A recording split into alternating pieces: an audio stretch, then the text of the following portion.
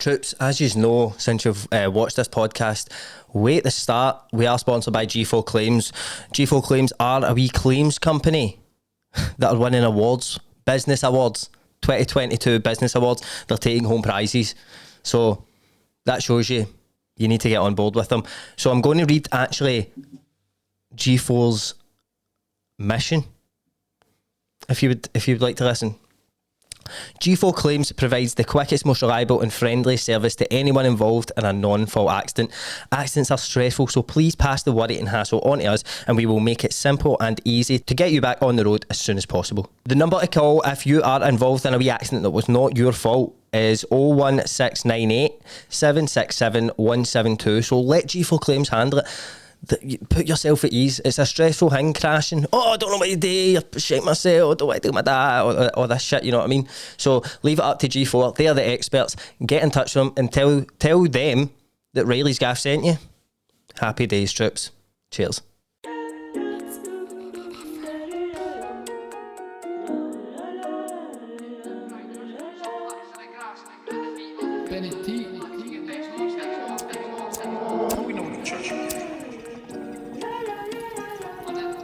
Day-to-day the shit change, but you know for the most part nothing ain't different. Sometimes be stuck in my ways, weekend fucked up in somebody's kitchen. Sticking my hand, I'm chilling with the troops and my few cans down, so I walk like Winston. Trust me, I wake up hanging, you think that I'm leaving this bed, you're kidding. I'm sitting on back in the pad, get deep fried and I smoke some packs of the grass. Put the feet up, kick back and relaxing at best, no I'm sitting on Reilly's Gaff.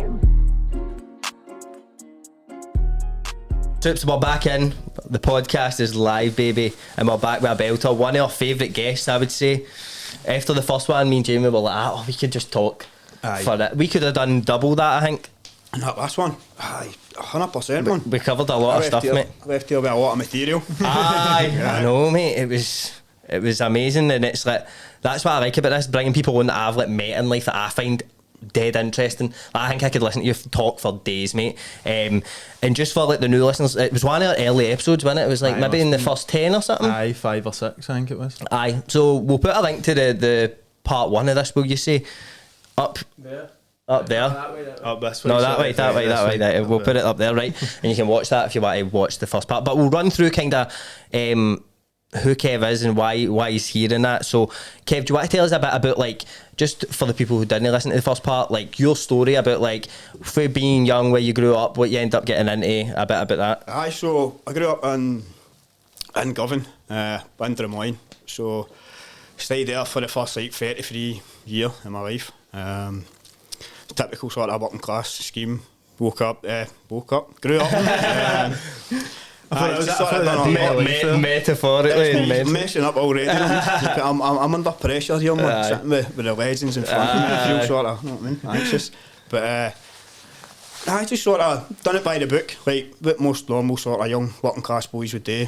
Growing up, getting into trouble, nothing too serious. Just getting a wee taste for silly stuff, like fighting and stuff like that. When I was a young sort of teenager, so done all that kind of stuff. Left school, went and started an apprenticeship, painting, decorating, got into like construction, stuff like that. I grew up pretty normal sort of working class kind of upbringing. When I was about 18, 19, I was always into music, so always played the guitar. And when I was about 18, got a set of decks. So me and my pals all decided we were going to be superstar DJs, and it was the old decks, you know what I mean? We're all vinyl records and that, old school direct drive. And we all got in tow with Sonny Govan Radio. So through Sonny Govan, obviously the interest was music. We could do it on a Friday, but I thought the atmosphere and the project was amazing. Dead welcoming. Probably the first time I was introduced to all these sort of ideas about inclusive spaces and all that kind of stuff. Just thought it was really good.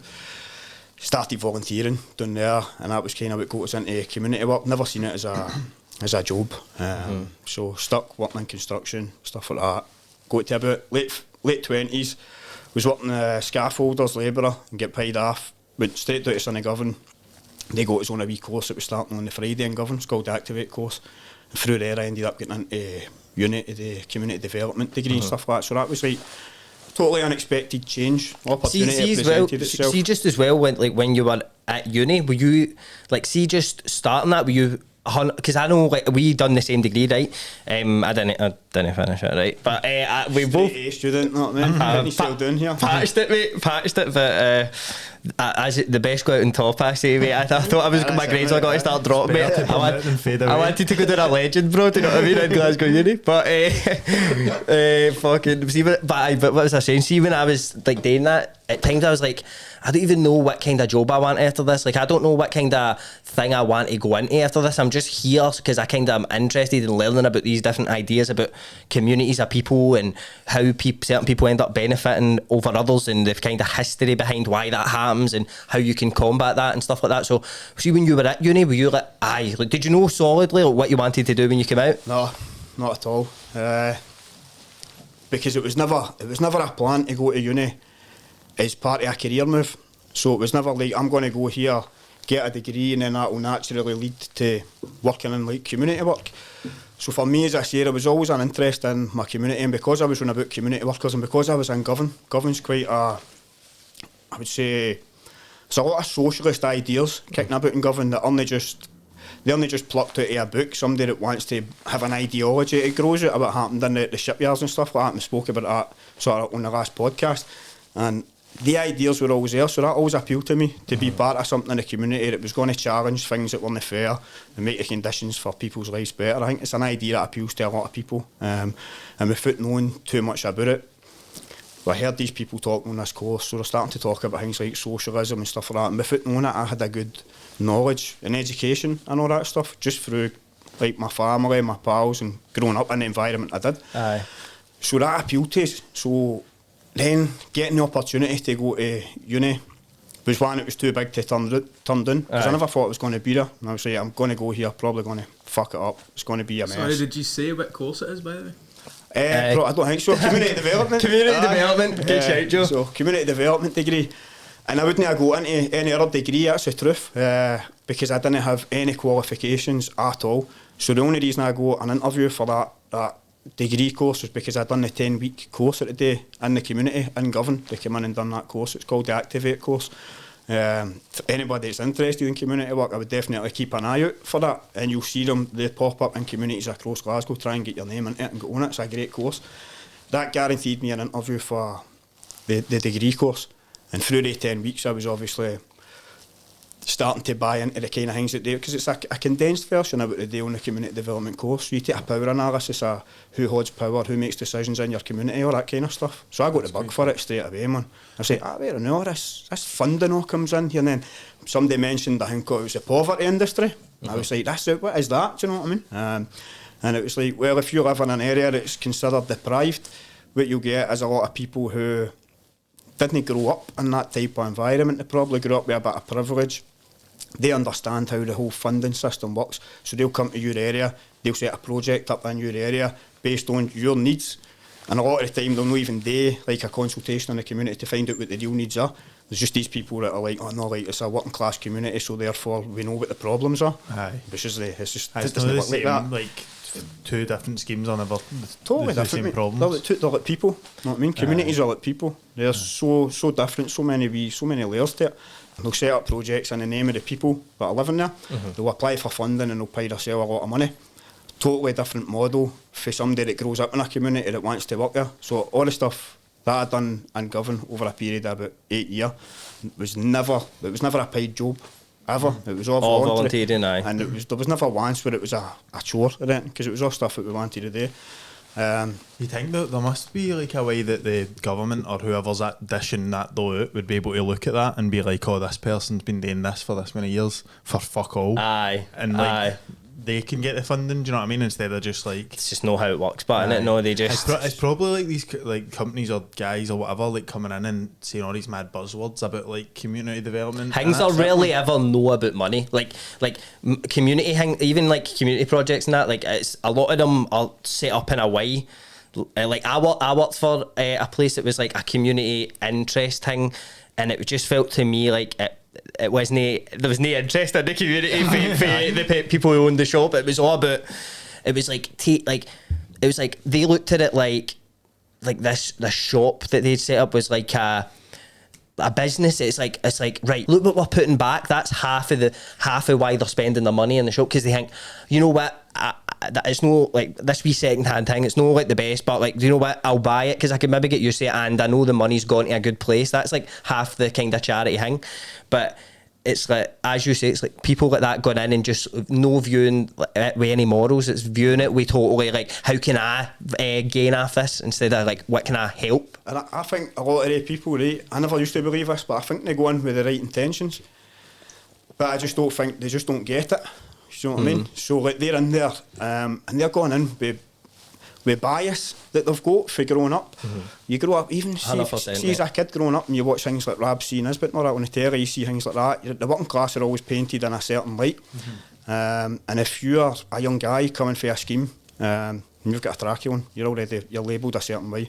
And what I found was a lot of people will set these kind of cafes up and charity shops up, and it's supposed to benefit people that live in that community, but the minute a young guy walks in like that, you get the same feeling as what you get if you walk into a shop in a rich area. Do you know what I mean? It's like, you're just not welcome. Like even where I was told like there was like maybe Eastern European beggars outside the shop, like, but not outside the shop, but like near the vicinity of the shop, right? Aye.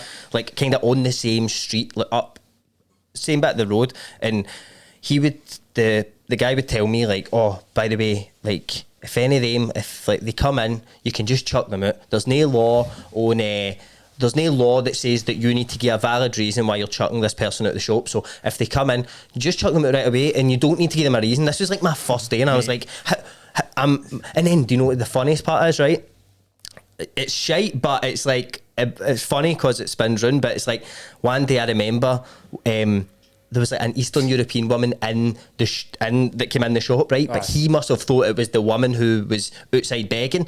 So he's like that, oh, like, I've told you not to, mate, and she wasn't even like, she was just not a normal. Just shows the bias in your head. See the way you said that there or not? If they come in, you just shut them out, mate, and this is a shop that's meant to be built to serve people that are of less privilege, that are down on their luck, and the person at the top of it has the image like has an image like that in their head. It's mental, mate. I've seen that so much, and I'm like, it's just so ironic, man. I found a lot of people now in communities, they won't go into these shops because they don't feel that comfortable. When we set up, so I want to give a shout out to like Sunnyside Up, is a charity shop that was set up and governed for that purpose, but it was set up by people for the right reasons, and they were struggling to find people in the community to take the money. Because projects weren't approaching them. Because a lot of projects were being run by people, like I say, who had come in from outside, and they were applying for pots of funding that were over 50 grand and stuff like that. The idea of getting in and getting a grand off a charity shop didn't appeal to them. So when we set the boxing club up, it was the first place I went, and I walked into that shop and I walked out, and the guy was like, what do you need? So we walked in with nothing and walked out with kits for all the coaches, gloves, punching bags, pads, everything we needed. You know what I mean? What is that you set up then? Is that a new thing? No, this was probably 2017 in Govern's. We set up Govan Community Boxing Club. Nice one. So that was just after I had finished with the uni. Me, a guy, Kieran Stockwell, and a young coach in the area called Socialist Benson. We set this club up. No money, no funding. Just used our networks and our people that we knew in the community. So Riverside Hall gave us a space, Pearce Institute gave us a space, Govan High School ended up offering spaces. So we ran it like that, and it wasn't like, and I mean, so going back to the funding, the poverty industry, what I was told was if you ever set a project up, apply for 35 grand and that's your wage, and then you take it for there. Which at the time didn't sound right, and now sounds even worse. Because you've seen what. Because I'm like, you don't need 35. You don't need to pay yourself 35 grand. If you want to set a project up and run it, we done a boxing club for a year and a half. I was there, and we done that with under 2 grand, right? And we had 7 people for the community becoming qualified boxing coaches through Boxing Scotland. Umpteen people doing child protection, PVGs, all that kind of stuff. Just because we used the skills that we were brought up with, negotiating, reaching out to people, engaging with people, relating with people. See a boxing club, that's like what for being a wee guy, that's what I heavy remember, like loving, mate. Like me and all my pals used to always go to one in Beltrlux. It's like Beltrlux Community Centre, and it was like a charity boxing club for like young guys, and we would actually like go there instead of going out and all that. It was like heavy. I mean, right up to I was like 22 or something. I was there until I broke my wrist. It was like I was still going back Kid there all the in time, pro. mate. See who wasn't for that ankle injury, bro. Mate, I would not be here. This would be a boxing heavyweight boxing champ, bro. The Tartan Tornado. I'm coming for you, AJ. Kelly AJ, that would sell, man. That's spot on, actually. A boxing club's one of the things No, that appeals definitely. massively. I'm Aye. working class areas, man. I think if you give young guys that, a lot of young guys that opportunity to take that life, go out and get mad with it and enjoy yourself, or, you know, play into the idea about it is to become a man in your community. And I know there's a lot of stuff around about that now. It's like seen as toxic. It's totally no toxic, do you know what I mean? Like, you need guys in the world, and I think a boxing club is a great place for a young guy to go, become aware of their aggression, their testosterone, channel it, control it, and then use it for good in the community. Like a toxic person would be somebody that like Disney get out any mad like. I think every time you see like boxers talking most of the time they're pure placid and all that, like they're pure like because they've done their hard. zen, you know what I Aye, mean? because it's just it's the amount of effort it requires to be at a decent level at boxing, the fitness and that. It's like you're gonna Be you're disciplined. going to rid yourself of any anxiety you would have about that day if you're training in the morning and like intensely. Like you even know like for exercising yourselves, but the difference it has on your brain. Do you know what I mean? Aye. That's true, mate. Imagine waking up and tell yourself I'm an athlete. I'm a world class athlete. If you become a professional boxer, you're a world class athlete, even if you don't win a fight. You know what I mean? Aye, I know you could still say I'm it a. does feel good. Aye, it does feel good to say that. It really Aye, does. but We'll go back anyway. So like that's basically the story of how I ended up sort of drifting into like community work in the area, and for there, like I say, done a lot of voluntary work because it was a passion thing. You know what I mean? It was a thing that like bit us and gave us a bug. So I made a mistake and I never focused on my career. So there was people that I worked with at the same time as me went to uni and that made career moves. And by the time I had got, say maybe 2018, 2 years after leaving uni, I still never had a paid job in community work. So I was like, oh, fuck this, man. It's time to get back to the building trade, you know what I mean? Got an offer to go to London, like Saturday. Guy I knew, do you want to come to London and work? It's like, was there, flew us down on the Monday. And that was me doing London for, I stayed there for, I don't know, man, 2 years or something. Earned a bit of cash and that again, so I got my confidence, self-esteem that back up. Got away from all the rubbish, because see the politics in communities, by the way. mate, see as well what you're saying about like there was a point where you were like, I need to live better now. Do you know what I mean? Instead of, because what I'll say about like community work and that, it's like it's rewarding, but it's very taxing and it's very selfless, and you're never first in the situation. Like it's always the young person or the adult you're working with or whatever. It's always what can I do to make this situation better for them? So our time, I found that as well for like when we ended up working together, which obviously you end up talking about, but during that time you're giving a lot of yourself away to people. So there comes a time where you're like, I need to look after myself before I look after these people. You know what I mean? Gets to a stage. I had a great lecturer when I was at uni, Helen Martin. Lecturer, a woman that was for like Feaster House, and she just sat us down one day and like just gave us it straight. You know that way, after being really nice to us, man. And she's like, you're no good to anybody in the state that you're in. You know what I mean? You're like, what? And she's like, no, it's not a dig. Like, I'm being honest with you. You need to get yourself right if you want to keep working in communities. If you do want to have an impact and do something, you're going to need to start looking after yourself a lot better. And then that's when it starts kicking in, because you're like, right, I can see how that happens. Because we were doing things like, we set up a toy bank and stuff in Govan for families that were struggling at Christmas. And we'd done that because there was a need. You know what I mean? We didn't do it because we were like, oh, we've got to do this, and then we've got to get on the BBC, you know, it's going to make us look great. It was like, every day, man, we had people coming into Sunnygovan and saying, I've just been turned away for like the food bank. So that started there, and then it grew to that, and we were like, these families can't afford food. We were like 6 weeks away for Christmas. So we set up like a toy bank and stuff like that. Put an awful lot of work into it, got a lot of community, because right, so at first everybody wanted to contribute, so we were getting remote control motors without the remote control, right? Tyres missing, right? Puts in for an MOT. Right? So it was nuts, man. We had people like, I've got a cupboard full of old toys, right? And it'd be like things for the 80s, you're bigging up, man. And it just, after like a week, we're like, this was killing us, man. It's the beauty of it. Oh, I don't love it. You're like, man, That's like FIFA. It's just like that's real FIFA. Troops, listen up.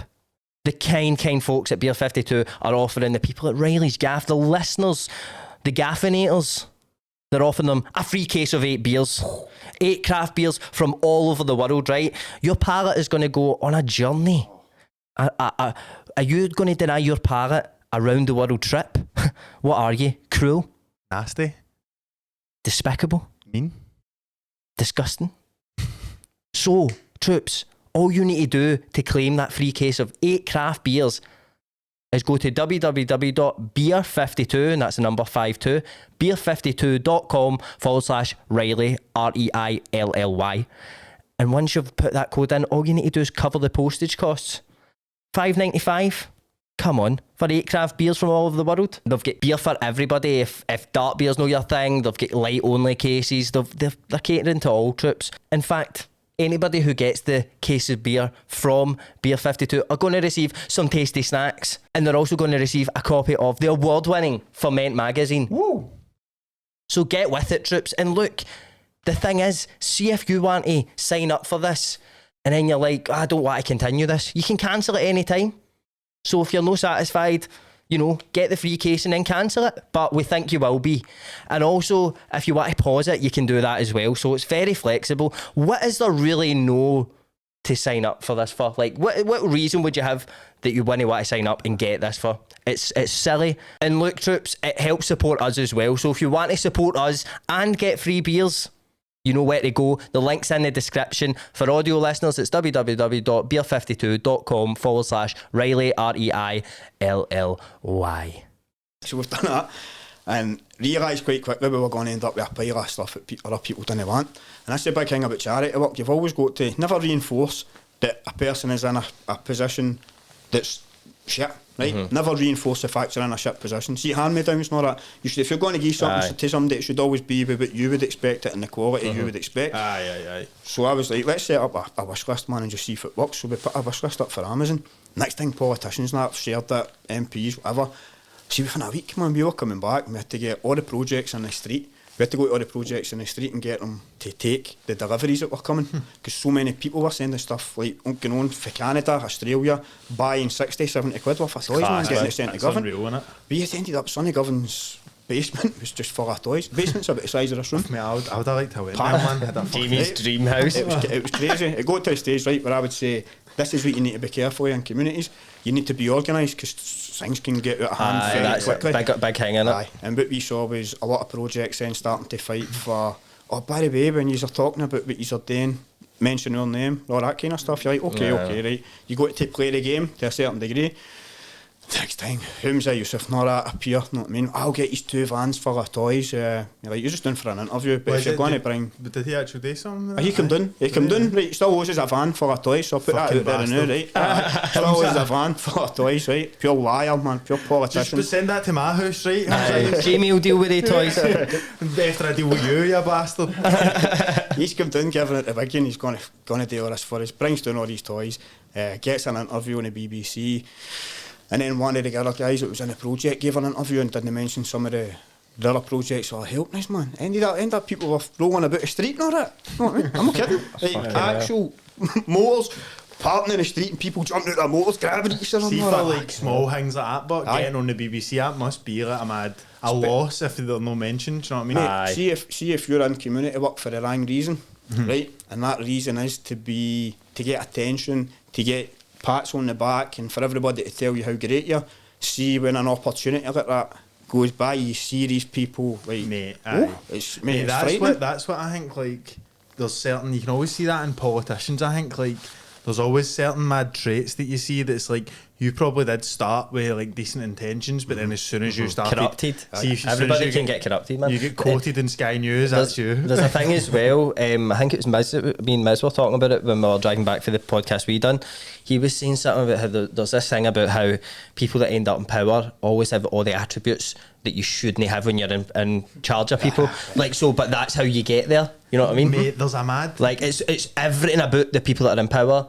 Selfish, self-centred, like any of us could probably do it, but the rest they spend their life kind of considering other people and being part of something bigger, whereas they've got their eyes on the prize, which is when I get power, everybody will need to listen to me. Can't stand people, honestly can't stand there's a mad comedian, I think it's like, is it Jim Jeffries, the mad Australian guy? I think it's him anyway, but he says like, see if you see the person that's going to be president next, say to them, do you think you should be the president? And if they say aye, then they shouldn't be the president. He's like, see, anybody that thinks that they should be the leader of the free world, they shouldn't be the leader of the free world. They should be. It goes back to like the Greeks and all that. Like, I'm not going to sit and claim I pure know the ins and outs, but it's like Aristotle or something like that said anybody that shows a desire to want to be in a position of power should immediately be disqualified for being in a position of power. Aye. And then, like Frankie Boyle and all that, say it takes. I think at comedians use, you hear that every couple of years. It's very true, mate. It's very true.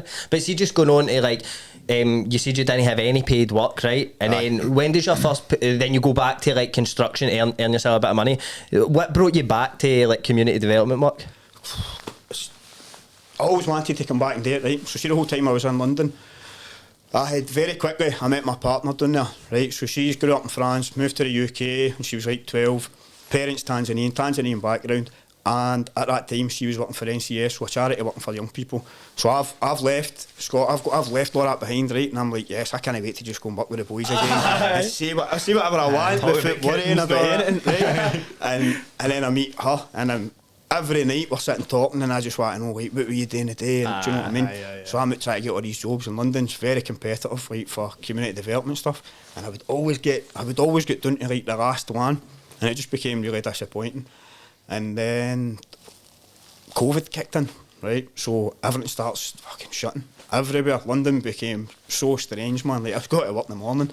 We were still going out because we were laying floors in a pharmaceutical plant, so we were technically considered it was key workers. Right?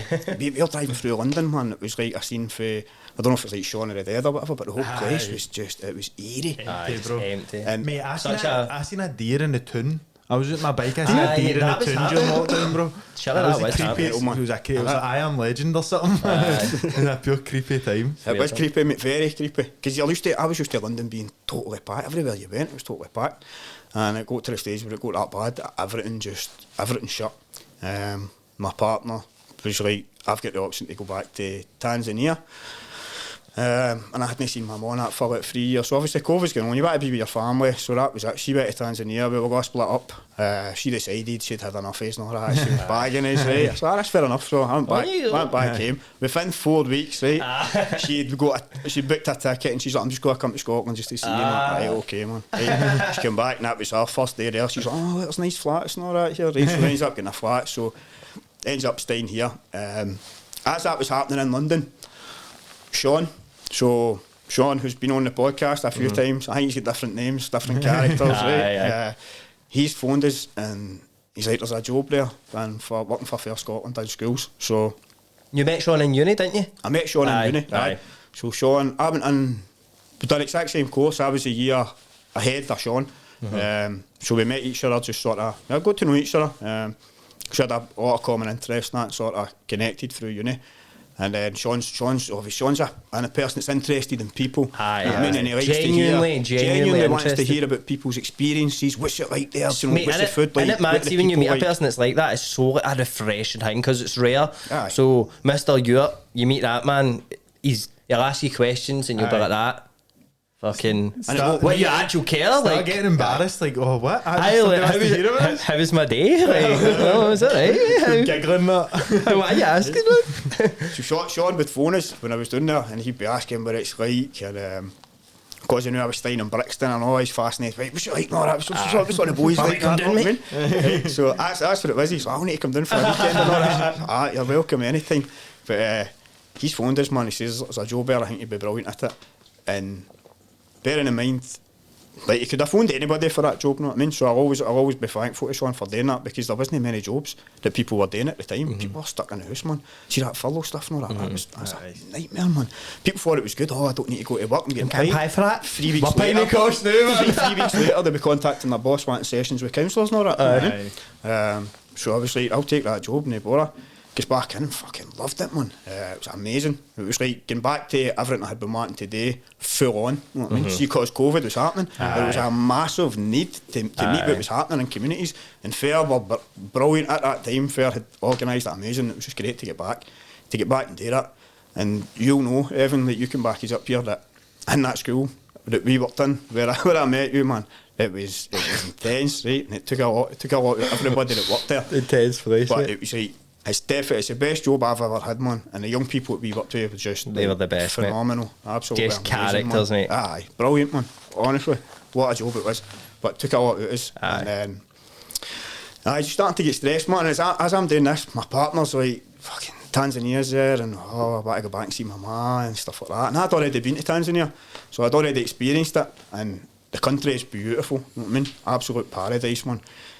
And I'm just like, fucking, every day, I want to go. And I says to my boss, I was like, any chance I could maybe go for 2 months or something, come back. And he was all for it, but then one of the other gaffers was like, no, okay, boss, it right. So I was like, fuck that, man, I'm going to fucking Tanzania. You know what I mean? What were you like searching pictures there and being like, oh, if I want to go here? Or you just I had the image in my head, mate. was she like painting the picture? Aye. Oh, it's beautiful. She knew what she was doing. Know what I mean? She knew what she was doing. Aye. Mate, I think you mentioned that like on the first podcast with Mate, you were gone like a week later. Aye, you were mate. gone like a week. Because I just left the school. That's Aye. right. It was all kind of done last minute. I knew Aye. I wanted to go, but then it was like, should I know?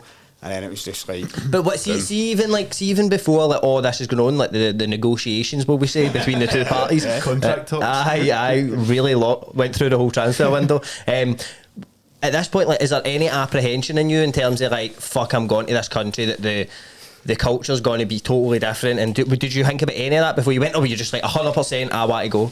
a bit of both, right? I was determined to go because I was like, this is, you're starting to get older. This is an opportunity no many people get. Anybody can go to Tanzania, but there's not many people can go to Tanzania, experience it and properly. experience it with like, real Tanzanians. You know what I mean? So it was like definitely very appealing. I don't know if I was apprehensive, mate. I would say the biggest concern I had was just leaving my family, my pals. You know what I mean? Especially like my dad doesn't keep too well, so I was like, so I mean, it's a long flight, it's a long trip to try and get back if anything had ever happened, but I suppose you can't get through your life. You've got to take opportunities when they're there. You can't live in fear, can't you know? It's just a flight and all. Like that's what I always think. Exactly. Like seeing people talk about things like that, and they're like, and it's like it's like a 7-hour flight, and that's like only 7 hours of your life, and you could be back, or you could be away again. Do you know what I mean? Aye, for that experience sort of thing. Mate, yeah. when you mentioned it in the first podcast, like I think it was near the end, you were like, aye, and you said like, and you're got to like Tanzania, and you were like, aye, and I was like, because it's no like now it's that way people would say like, oh, he's moving to say like they just said moving to Australia, moving to Canada, moving to South Africa or something. It's kind of, it was just because it was so specific. So after that podcast, I looked up, and it's actually like one of the nicest looking places in the world. It's amazing. Mate, it looks Honestly, man. unreal. It's so good. Everything about it. So how did it go for there? Like after you like decided you're gone. Once I decided I was gone, so I knew my partner was gone. She knew she was gone in November, and I think once she left, it kind of was like, I was just like, no, it's time for a change. You know what I mean? And the opportunity's here. It's like, what am I doing, man? Right, the money's here. Book a ticket. Let's go and do this, man. So, started December. It was an idea.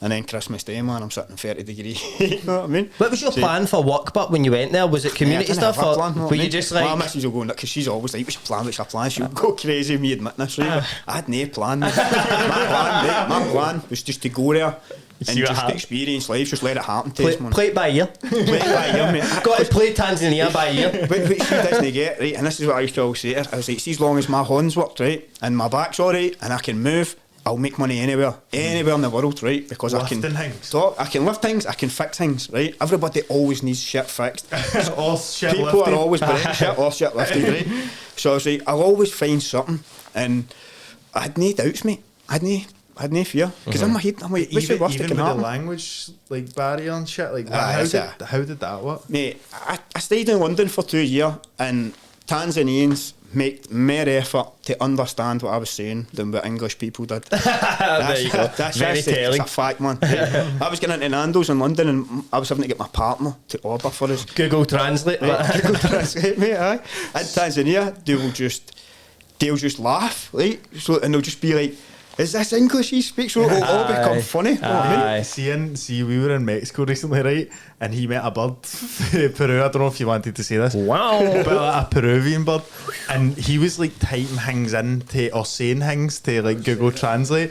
And then the lassie was like looking for Scottish because she was like, this is the English. She's like, well, Scottish. She's like, no, I'm speaking English, honestly. And that. Mate, I swear, see, like other, I don't know about Tanzania, obviously we'll find out, but when I was in Vietnam, mate, like, they didn't know what Scotland was, bro. They were like, oh, like, so I would go for an interview, right, for an English teacher thing, and I would sit down and they'd be like that. So, is your first language English? And I was like, yes. And they're like, but you're from Scotland. And I'm like, right. I said, but people speak English in Scotland. And they were like, okay, you don't sound English. And I'm like, I'm fucking English, mate. I know I'm English. It's like they can't understand the concept. They were like, is this a British passport? Like, reading it and that, they couldn't even... Mate, see, when I was meant to be going to Vietnam, one of them said to me on a Zoom call, they were like, so... is Glasgow close to any major cities? Like, I was like, yeah, I know it is. Cheeky bastard. I'm sure it is. Man. We've got fucking all sorts in the city centre on Does that. Scotland have an airport? Aye, mate, they can't understand it. But even so, see like, as well, just going back to like you get going there. Like, see the day, you remember the day that you were flying out? Like, can you remember that day and like what you were feeling? Because I remember that was a trip, man. Right. Because I'm like, I'll save £100 and I'll just jump like the mega bus to London. Oh, we went to Tanzania? No. I was just going to mega bus. save I get like right. So I'm like, I'll get to London. I do this in my head all the time, right? And I'm like, I'll just get down a day early and I'll see my pals that I work to and all right. Never happened. So I had to get this bus done. I remember leaving for Buchanan Street bus station and I hadn't had my test back yet for COVID to say I was able to fly. Because what do we do to Heathrow, man? I'm sitting there, I swear, I say, no word to a lie, man. Everybody's on the plane, and I'm sitting, the two women in front of us, I'm at the desk, I'm like, is there any way I could even, I can like just pay money and change the ticket, change the flight? And she's like, look, I can give you 90 seconds, man. And it's like, you've had it. I'm sitting there, fuck, man, check time, email come through, mate. I'm looking at the phone, I get this email and I say, you are fucking kidding, man. Best, brilliant, mate. Because I'm terrified of flying, right? I mean, I've for 3 weeks before I go on a plane, I've my dreams about fucking... Where was like the furthest away place before you went to Tanzania? I went to Thailand. Aye, so maybe same distance. See, before Thailand, I had been to Barcelona for a night to see Celtic. So it's not even like, you don't get a chance to get nervous because you're with hundreds of people. And, you know what I mean? It's like you don't even notice you're on a plane. We'd been to Amsterdam about 6 times, right? When I was 19, the biggins for my scheme were like, right, we're all going to Amsterdam. So I went, but they spoke about Amsterdam for years, man. I said, right, I need to go. And I remember every time I went to Amsterdam, mate, I would get off a plane, see when it landed, I'd get off and there'd be 2 big horn prints on my jeans. Because I would just sit there the whole time, sweating, shaking myself, you know what I mean? With my horns stuck to my thighs. It's quite a terrifying, if you think how high you actually are up and you're just sitting in a tube thing that could just like if something goes wrong in that, you're dead. Do you know what I mean? Like, but there's like so many stats about it, and like it is like on paper it sounds heavy safe compared to even like driving and that. It's safer, isn't it? There's less. It's safer than riding a donkey, apparently. Is it? People died riding donkeys. Really? In plane crashes. That's a mad thing I always hear. Shouldn't be riding a donkey. Back in like 1950 when There's like riding a donkey was. That a common reference you could make. Aye, fucking hell. Aye, but it is mad. So I understand why you do get terrified. No, definitely. I mean, it's the idea of this. Even just when you're at the airport and you go to walk on, it's just a big bit of metal that's been bolted together. Do you know what I mean? I can see rivets in it. No, sometimes there's a bit of like paint chipped off or whatever, and you're like, no man, this isn't fucking. This is going down, man. Yeah, but bit of paint. When I was heading to Barcelona, right, it's probably the safest flight I've ever been on because there was that many like Celtic fans and all that, people singing, all that kind of stuff. It was a bit of fun. But my uncle, who I went with to the game, he's a marine engineer, so like top engineer, man, worked out of the world, worked Brazil, Russia and all that, learned his trade in Govan and Greenock. He's sitting next to us, obviously he's clocked that I'm fucking like scraping myself off the ceiling in the fucking cabin, man, and he's like started explaining how it works, you know what I mean? So he's like speed, wind, flight theory, once you get something to go so fast, it's all about balance and how, so like when somebody's explaining that to you, and then I'm like, well right, that's all right, so now I know how we get off the ground. Why the fuck do we keep going? How we did 500 mile an hour? The full way. Jet streams around the world, he's explaining there's jet streams, and once you get up there you can put your engines off, and it seems somebody's explaining it to you and it's somebody that you think knows what they're talking about. Puts you at ease. That's the right one. Mate, I watched a video on YouTube, and it was about like how turbulence isn't dangerous like whatsoever, and it was saying like, see, because I needed to hear that, mate. See, we were saying about like flight streams, like it's something to do with like they said, picture it like you've got like you've got jelly, right? Now we love jelly on this podcast, like a glass of jelly. See, if you put something in it and then shook it, it wouldn't move. Obviously, it would move up. It's moving, down, but it's no moving position in the jelly. So relative. If a giant comes and shakes the earth, you'll be alright. You'll be sound, aye. No, because it's something to do with like the pressure above and the bottom of you would just move with that. It's like you're pure one with it. But what you're saying about flight paths and all, I was pure. I was talking to like a mad fucking pilot person, and they were saying that their plane, they had to go lower. They had to go at 30,000 feet instead of 40,000 feet, because it was like the path was double booked. So like there was another plane. I hate when that happens. I mean, another plane at 40,000 feet, and they were at 30,000 feet, and because of that, the flight duration was another hour and tap. So it was meant to be like whatever it was, like 5 hours, and it was 6 hours, because like that height isn't as clear a path, obviously. So you know it's the stronger winds carrying you, sort of. But that scared me a bit when it said like it was double books. I was just thinking that like taxis or something. I need to turn back, man. Who's on? Need to get fucking just up the way. No, but we'll be running a bus service. Aye, but even just so you're on the plane, how was your flight to Tanzania then? But once I got on a plane, what kind of route do you go to Tanzania? Amsterdam first, right? So, favourite place, man. You always find a way to go to Amsterdam first. Amsterdam, mate. So all roads lead to the dam. Got to London now. Stop half in Amsterdam first. Got to Postal. We'll go to Amsterdam first. And I made sure I got an overnight flight and all. So it was a long stopover. And I was like, well, if you're going to make me wait 7 hours, you may as well make us wait. I'll just take the one with the 13-hour stopover and just get a hotel. So I got that news, mate, as I'm standing at the desk. I'm like, nah, wait, I'm just gutted, and I'm like, I'm just got to get home again. And that email comes through, right, so I can fly. So that was me, man. I was like running on the plane, you know what I mean? It's like, here we go, like buzzing. Adrenaline and that. Aye. Gets to Amsterdam, obviously, just chills out for the night. Boom, away in the morning. No, it was it, mate. Just no anxiety, no worries, just looking forward to it. So you flew from Glasgow to Amsterdam straight to Tanzania, So I would say the best, if you were coming from Europe to go to Tanzania, best way you're doing it's probably going with KLM. They're the dearest, but it's definitely the best one, and you'll always fly direct from Amsterdam straight to Dar. Or what you might do first, you might land in Zanzibar first, pick people up, and then come to Dar. Dar es Salaam's the main city in Tanzania. Sometimes, first time we went with Rwanda there, so they stopped off in Rwanda, which is right next door to Tanzania anyway. But I would suggest if you're going to go, man, just look at KLM and get it straight from Amsterdam to Dar es Salaam. It's the best flight to get, 100%. Aye. But see when you eventually got to is it Dar? Dar es Salaam. Dar es Salaam. So when you landed there and that, like how were you getting for the airport? Do you remember getting off and like your first impressions? Because I remember like see when I went to Vietnam, the impression I got to like I don't know how the climate is in Tanzania exactly, but when I got off the plane in Vietnam, it felt like I was somebody that opened an oven door, and I was there's no. That cold air, there's like even when it's warm here, there's like sort of if it's windy, there's a breeze. It's like there's no air almost. That and like immediately like you're thinking about the difference. See, even just your body, your brain must react to that and go, oh, you're somewhere else here. Like you're kind of in a foreign land here. So one of the moments when you smell the heat. Aye, like exactly. Everything, just your senses are all tingling. Everything about it. But she, my partner had turned up. I wasn't expecting her to turn up, so that was like a nice wee surprise. Aye. But the thing is, man, everything just seems to I've been quite lucky with Tanzania. So the first time I went, I was told the airport was shocking, like it's terrible, man. It's like a wee shed and all that. And I'm like, I've got all these images of Africa, man. The people here are spoon-fed, right? And honestly, man, I need to tell you, image-wise, it might look a bit, certain parts might look a bit underdeveloped, you know what I mean? But see, when you're there, it doesn't feel like it, you know what I mean? Because everybody's having a good time. Everybody's doing everything that they would do here. So you don't feel as if you're missing anything. Actually, a lot of the time, it feels better, man. It feels as if it's just right.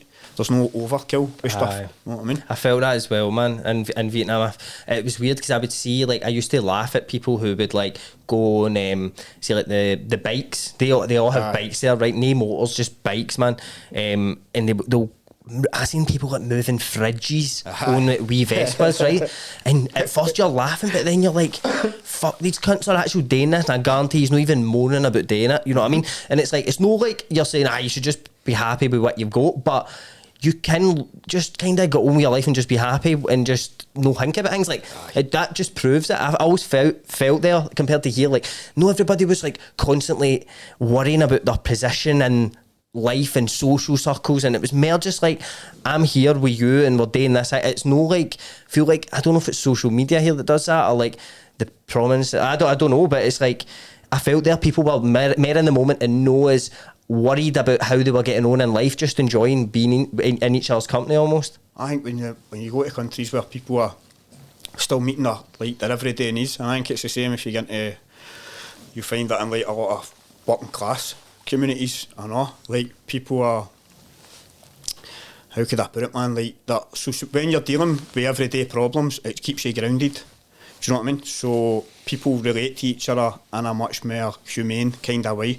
So it isn't like, even though jealousy will exist in every human being, right? But there's no real level of jealousy where somebody there's got something that you've no, so therefore you need to gossip about them or you need to bring them down. Like the way shit happens here, you know what I mean? People get jealous of each other's jobs and all that. There's a different mentality in Tanzania where people, I would say the biggest thing that jump out at me is like Tanzanians, like their ability and their desire to solve problems, like, is just unreal, man. Like guys that don't know anything about this problem that you're being presented with are like, give me a spanner, know what I mean? I'm going to take this apart. And you're like, no, wait, right? I was doing 2 bathrooms in Zanzibar and one of the showers started leaking. And I'm like, I can't put the tiles on the floor until we sort this leak. One of the boys that had been gave to sort of help us, he's like, we're going to need to, so this is me being a typical sort of Westerly guy, and I'm like, right, we need to phone a plumber. He's doing stitches, man. He's like, what? Phone who? I said, there must be a plumber, right? It's got to be a guy who's about fixing your pipes. And he's like, we're not paying somebody to come in and do this, man. He's like, you've got spanners there, so... You've got spanners? Right. So that's it. So I says, like, okay, right, let's do it, man. So we start opening this shower up. And as I say, man, he's just like... hitting pipes and all that with spanners and just to see if anything will happen. I'm like, you don't know. I don't know what I'm doing here, you don't know what you're doing. So we ends up getting somebody in. But the desire, man, to just be like, no, like... we can do this, not we can do this, man. I love that shit, but because I pure noticed that. See, like, when I came out of uni and I went on a site for the first time, I was working with this other civil engineer who was, like, just out of uni as well, at postgrad. And we were, like, setting out, like, drainage, which is, like... obviously just like what's under the ground, like where your shite goes, where all this like rain goes and shit. And we were like setting things out, and then there was a bit that was fucked, but the ground workers were like, they were done kind of thing, and it was just to get like filled in again. And there was a bit of this big fucking piping thing that was fucked, and it was meant to be sitting on like concrete, and he was like, oh no, we're going to get somebody back. And I was pure excited, like, no, Mum, we'll fix it. I was getting pure buzzing for it, and he was like, no, we can't, mate. And I was like, fuck it, man. And I went and like put on fucking trousers and a jacket and all that and went down with a bucket of concrete, and I was pure like fucking doing everything. And I was just like, what I think it should look like. Aye. And then fucking the site manager came in and he was like, I like heard what I was doing. He was like, this cunt's probably fucked this, man. He went in and he was like, it's actually alright. We'll just leave it like that. No, I was pure buzzing with it. There's a lot of times I think, and especially in working that, you can convince yourself that, I'll never know. Like, I think it's with everything in life, you always think, I'll never know how to do that. And then if you just do it, you might not be amazing at it as soon as you do it, but every time you do it, you get a wee bit better in it, and you can actually apply that to everything in life, really. Maybe that's probably like what Kev was saying. That's probably like a culture thing here. It is a culture. Because it's just like you want to phone a guy. I think that comes through. I don't know, might be trying to bridge a gap that isn't here, but like, see through our politics, the way we're taught, worry about your own, just survive on your own, and you don't need to think about other people. You like just survive, like all in for yourself, sort of thing. And I don't know if that trickles down into us, where we think, I don't get fucking paid to do that. Somebody else can do it. It's like it seeps into the mentality almost. I think you're kind of schooled in a way, where you're told, no, this is what you are, so you don't do what the other guy does. Like, we're human beings with big brains, capable of doing it. But I think a good analogy is it's an install game where we're in the big shop, and he's like looking for the paint. No, I don't do the paint, I do the flare. Come on, know what I mean? Well, that's it. And work, but your gaffers will tell you in work, like, you stick to this, you stick to that. You're told to just fit in a certain peg almost. A lot of that even will come down to policy. See things like health and safety. See, like you saying, I just jumped in the hole and done it. That's the mentality that I think people have lost in the UK. Like an industrious sort of hands-on, go in and do it. Like health and safety would stop you for doing a lot of that stuff. People would be like, you can't go down that hole because you've not got this gear on, or you've not got this ticket. Something goes wrong with clipboards, just no that, you can't do that. People coming in and saying we're not insuring that because it wasn't a guy that had that ticket that done it, and it's like that's why as well. Like, I heard that, like, see how workplaces like drug test people. It's nothing to do with if they actually care if you are forwarding on their site. It's that if something happens, they've got, like, their insurance is cheaper if they drug test you, if you know what I mean. So it's all about numbers in it, really, at the end of the day. But anyway, back to you being in Tanzania. So that first day, you get off the plane. What kind of thoughts are running through your head when you're seeing Tanzania for the first time? Get to the beach, man. Get to the beach, aye. Was it roasting? Fucking boiling, mate. Every day is boiling. So see, because you're near the equator, right? So you don't have... It's like, you don't have winters, you don't have seasons, really, you know what I mean? Nothing really changes through the year. Like, Tanzanians will talk about winter, and I'm like, what are you talking about? 25 degrees now. It's the exact same, you know what I mean? It'll maybe get dark half an hour earlier, at the most. So, wanted to get down to the beach, obviously, after a long flight, long travelling, mega bus and all that, flight, staying in Amsterdam. Felt like 3 days travelling, so I was like, I want to get back to the house, man, get a shower. And then there was a place, so there's a barbecue place, Rudy's. And I loved this place the first time I went. I said, I want to go and get Rudy's, and then we'll go down to the beach. So we were heading to a place called Bahari Beach, and that's where my partner's mast live. So over there, you'll have populated areas, right? And they'll build flats, and it's flats like what you've got here. City centre, very similar to Glasgow, you know what I mean? Like if you go really, aye. You'll obviously see it's like the Tanzanian version, you know what I mean? But in terms of how buildings are there and the companies that are there, the brands that you see, all that kind of stuff, you know what I mean? It's a business district and shit. Aye, they've got a financial district where there's Boodle, you know what I mean? I don't want to like go heavy off track, but I mind I seen that once. It was a few years ago, but I seen like it was like what people think Ethiopia looks like, and then I was like, what Ethiopia looks like, mate. And it's a pure metropolis, man. And it's the same as like Ho Chi Minh and that, and all. People, like, you tell people for here, I remember telling people, I'm moving to Vietnam, like that. Fucking hell, I'm like, they're not still at war, mate. Like, that's kind of, that was done ages ago, mate. You know what I mean? Like, they're all right now. It's fucking Coca-Cola, mate. Even like, just before you go back on it, like me and Erin both said we felt much safer walking about Vietnam than we do walking about here. It's not like we feel really unsafe in Glasgow, but there's an air of a certain kind of people that maybe stoat about in that, or like certain things that have an air of fucking an uneasiness to it. Do you know what I mean? But whereas in Vietnam and that, it was like, they can't give a fuck about you. Everybody's just chilling. I felt that in Tanzania, mate. I felt like, I remember watching a vlog hang on YouTube. It was a guy, an American guy, came back to Tanzania, and he's like, he's acting a bit hard, man. He was an absolute fucking idiot, this guy, right? And he's like talking about people's personal hygiene and all this, and I'm like, mate, you're like, it was a pure stereotype, like American idiot, you know what I mean? And he's like, I've been warned that it's so dangerous here, and I'm going to go out jogging, and all the hotel staff have told me I shouldn't do it because it's dodgy. Bullshit, mate, honestly. I can't remember. Now, I'm not going to say there's no crime, right? But what I'm going to say is I don't remember once being threatened. I remember being in a club and a bouncer about 7 feet tall, solid, like staring at me, you know what I mean? And shiting myself a wee bit and being like, oh, for fuck's sake, here we go. And then the guy, like, 2 seconds later turned around and he's in my face, wanting to know who I'm all, where I'm from and all that. And then, mate, see anywhere you go in Tanzania, as a Scot, right, so I'll tell you this, man, the Scottish ego, right, and being brought up in Glasgow and the whole concept of being bammed up, right? So I goes into a pub in Tanzania, and on a Wednesday, mate, they do karaoke, right? So all the bars will do karaoke on Wednesday, and it's no like here, man. It's like all the lasses go and they will dance, man. All the guys are up dancing, singing, and people get steaming, right? That sounds unreal. It's brilliant, mate, right? Honestly, I'll show you the video. It's amazing, man. So I've walked in here, and this is my first time going out to one of these nights, right? So I'm still get used to the fucking weather and all that. We walks into this place, I'm not allowed to drink because I say the heat and all that's affecting us. Walks into this place, man, there's a table full of boys, Tanzanian guys, and one of them's jumped up.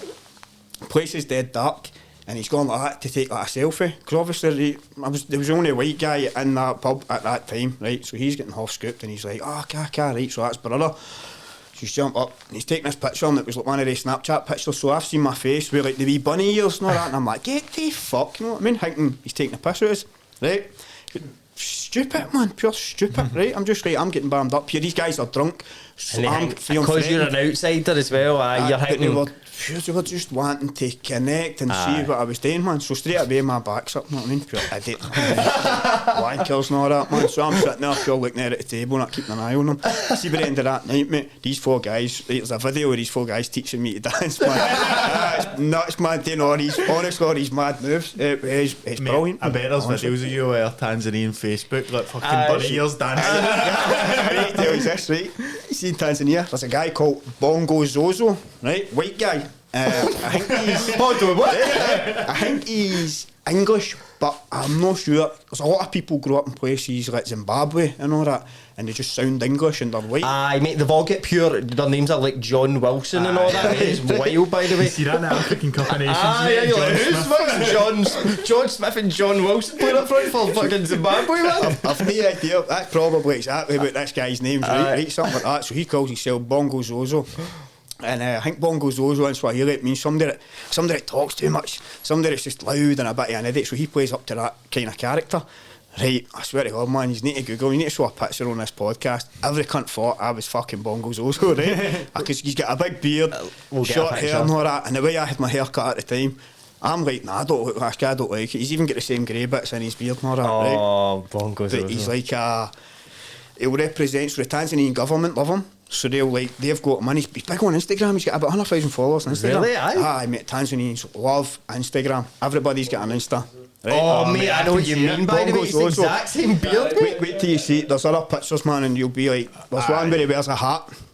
Right? See, when I used to wear my hat in Tanzania, I had 2 old women running after me in a supermarket, right? So he's got a saying, and it's Fujo Ensio Miza, right? And it's something like that. It means mischief ain't so bad, that sort of thing, right? So it's like, I love that, mate. I've got that tattooed after this podcast. So his whole character is like, so Canadian water, so see, because you can't drink the water, right? Bottled water's a big thing, right? So Canadian Water are trying to sell a brand. We'll get Bongo Zozo to advertise it, so he acts like a big way and he's stupid. So he'll be like, me, Bongo Zozo, and he'll be drinking the water, and there's always Tanzanians beside him, and then he'll be like, he'll go to take a drink, and then he'll just go like that, and he'll throw it at people, and then he'll have a big water fight, and it's silly, man, but that's like Tanzanian humour, and it's innocent, and it just is fun, you know what I mean? It's more fun than pure smart and like intellectual and like. There's no victim, mate.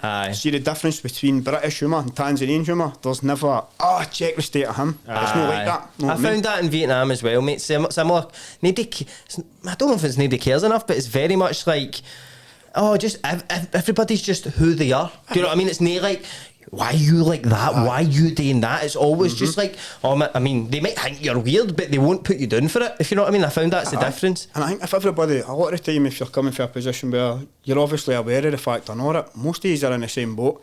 And I would say in Tanzania, man, they've got God. Everybody's got God. It's half Muslim, half Christian. Everybody gets on. So they've got that philosophy. You know what I mean? They've got something to believe in. To treat each other with respect, to treat each other how you would want to be treated. They believe that. They live their life by that.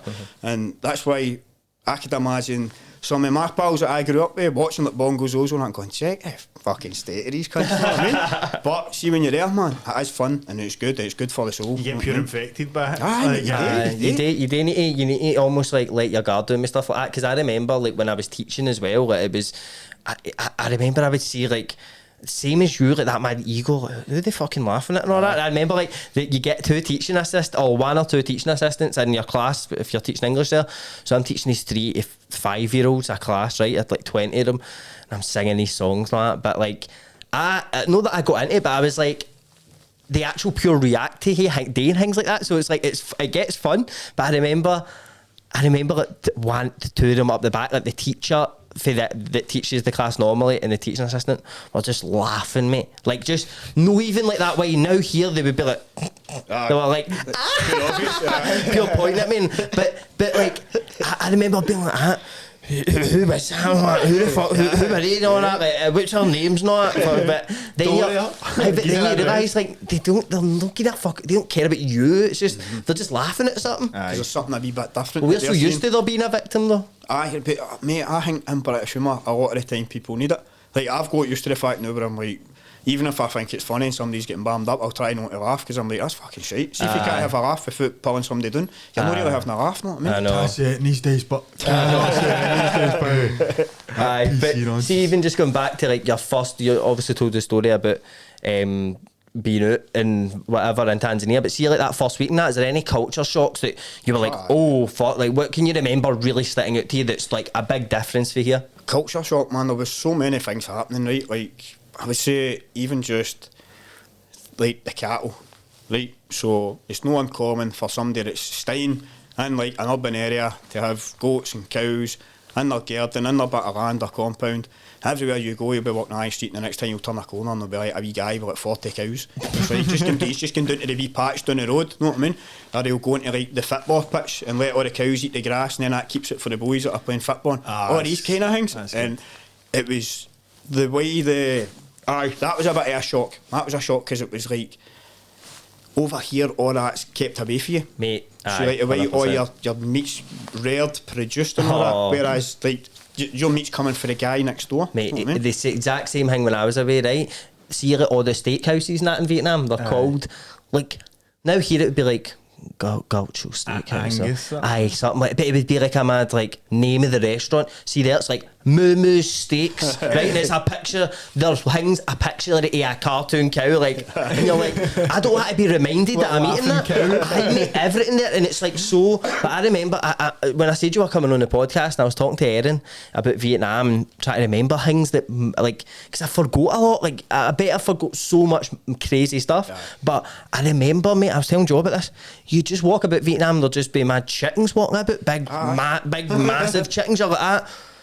Who's like, at first I was like, oh, somebody's got to run after these, they're going to be somebody's, but they're stray just chickens in a gang surviving out in the streets, man. It's very weird to get used to. It feels like very like, oh my god, what the fuck? See what you were talking about, like how it's no set up for a, like, I can't really think what I'm trying to say, but like, see, I read this thing once about how the Western cities and cultures, everything's set up to keep you on prescriptive paths. So like any like major city you go to, it'll be heavy easy to find like town halls and like football pitches and fucking just mad things that are good for like economy. But then see if you went to try and find like a gasworks or like obviously industrial shit and just different things. Things are blended in together. And like sectors are just separated. Exactly. And it was a thing about like how in Paris it was like this mad mob called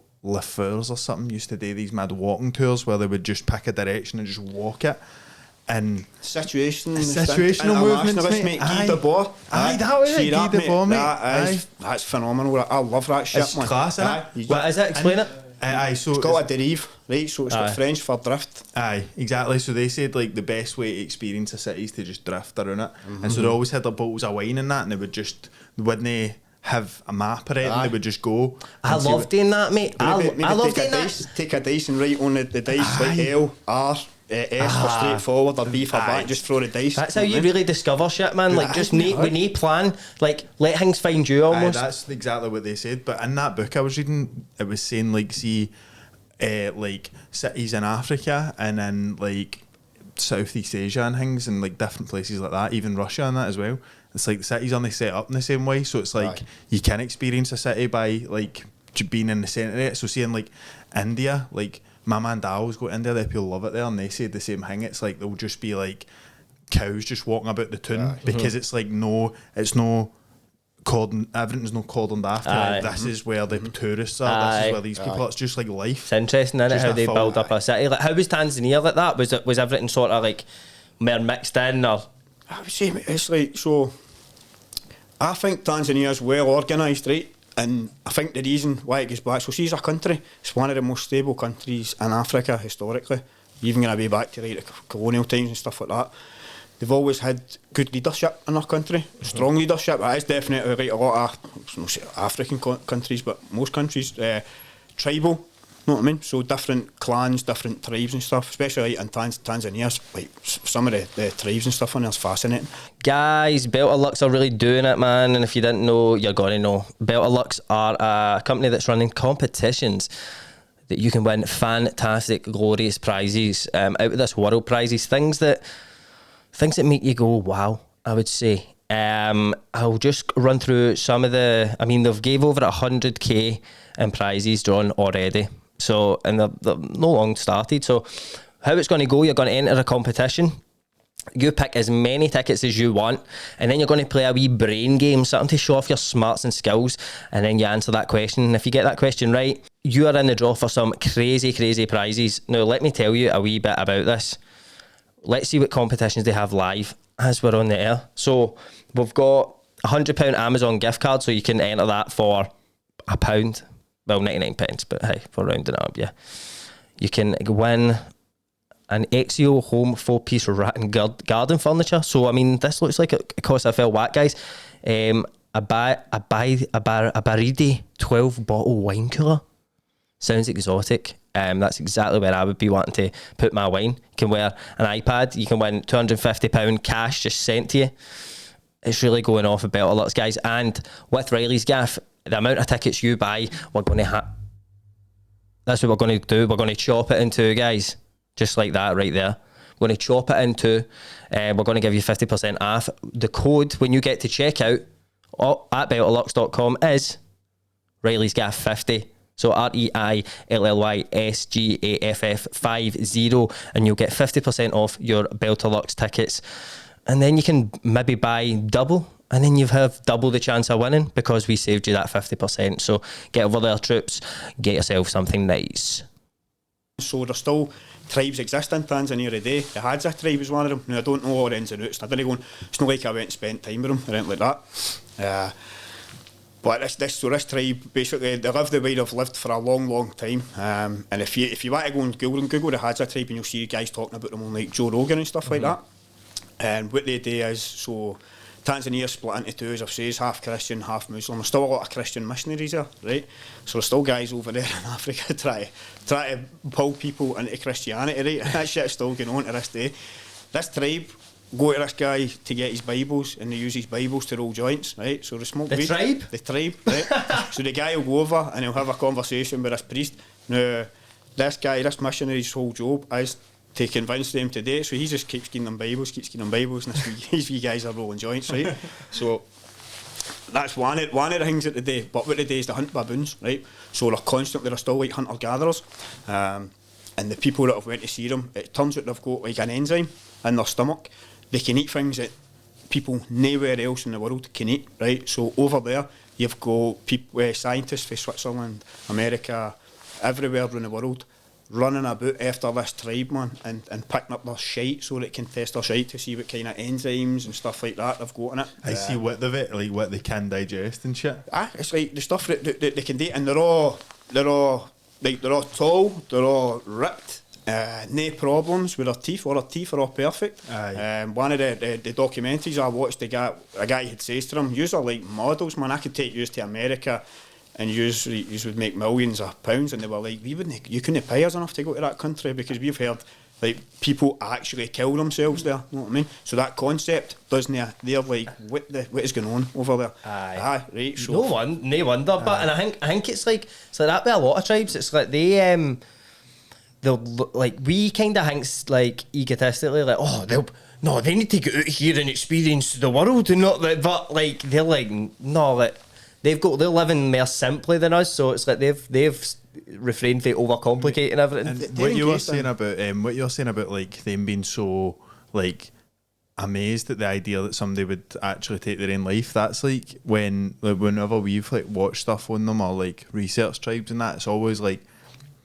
because their needs are that basic, and then they meet them with a like mad family around them and that. It's like it's so much more like feedback to like your actual soul, like you actually feel like more connected to shit. There's a tribe, I was watching a documentary about a tribe, and it's basically all these I can't remember the name, Yanomami, something like that.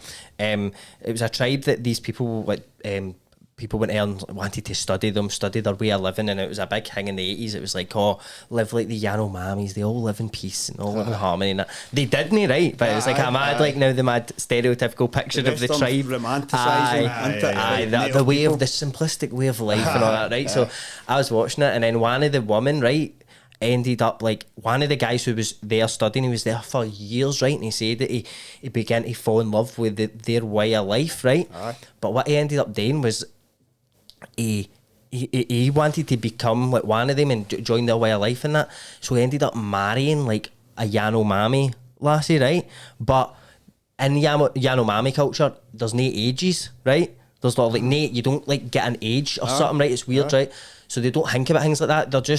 They don't want to put it through numbers. So technically, in Yanomami tradition, it was like all right for him, and she was like 13 or 14, right? So it's like this mad grown, like known, like researcher on that, ended up marrying her, right? And then Stein, it might be a wee bit older than that, but it was defo like it was like 15, 16 maybe, right?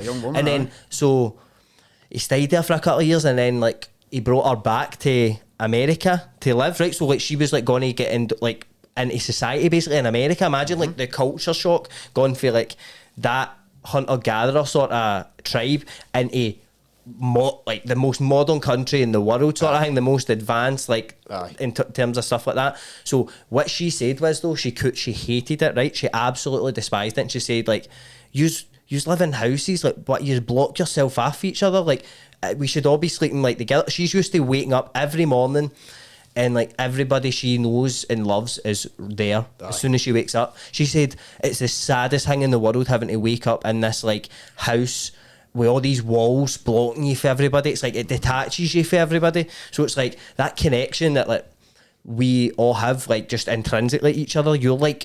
We're like distancing ourselves further and further for that. Mate, see in Australia, there's this like kind of thing set up for people who are like Aboriginal peoples to be ingrained into society, like, and I mind watching a video once, and it was like a guy that was talking to people, and they were just asking like mad questions. Like I think it was like young people asking questions. So they were like, "What age are you?" And the guy was like, "I don't know.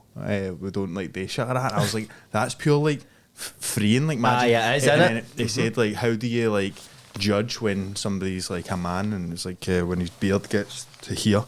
It was like pure, like your length of beard. Milestones for different levels of beard you're at. But that thing was like, he was like, I've got a wife, and like I think his wife was like Italian, and he was like, and I love like the food and that. And he's like, but sometimes it'll just be like he just needs to get away for 4 days and do what he's doing, and he's got this mad fucking. I think it's a charity for people to do like kind of people who are like used to like adjusting to mad like modern ways of life, like. To go back out and experience what they feel like they need. Like a release for them. Which I think we should have. Like obviously we go camping and that. Go camping, you know what I mean? It's not in the back of your head, but like, you can just pack your tent up and go anytime. And that's where it starts falling down. I think one of you mentioned it. I think you mentioned, Jamie, like see when you're engaged in like survival mode and you're meeting the basic needs every day. There's no time to have like these existential crises, especially when they're so hard to fulfil your basic needs. So you need to go out that day and hunt your food. So it's like we literally just go to a shop, do that with our phone, but be contactless, right? Chairs, go home, put it in a microwave. Do you know what I mean? Like everything's so easy, so there's so much more spare time to worry about everything. Of course, mate. But think about it in all right. So in terms of how you interact with the people you love, right? So if you're part of a group and you're all working together for survival, and say the guys need to go and do a bit of hunting, you need to earn your time with the person you love. So see when you come back at night and you've done that thing and then you're feeding the people and your wife is like, this is a great thing you've done, and then the two of yous, like, yous have, all day yous have been waiting for that. Aye. How many times do you sit here when you're bored and text your missus and say, oh, love you, miss you, or whatever? Aye. That's flat, you know what I mean? Aye. And it takes the thing away. I think away when you're engaged in a process all the time, like everything that you do means something. Because you'll not get wee guys sitting there going, right, oh, you know what, I can't be asked, got to hunt today, man. I'm going, there's a FIFA tournament online. I've got to sit and do that, you know what I mean? Aye. That's just not going to happen. That's what happens. We separate ourselves. I think that's a good analogy, like waking up all day was separate. Then you throw technology into that, you end up sitting watching Netflix and We're slowly getting more alienated from each other. Another mad theory, well, not even a theory, just like see during like the Great War and like the World War II and that, it was like depression was at a mad all-time low as well.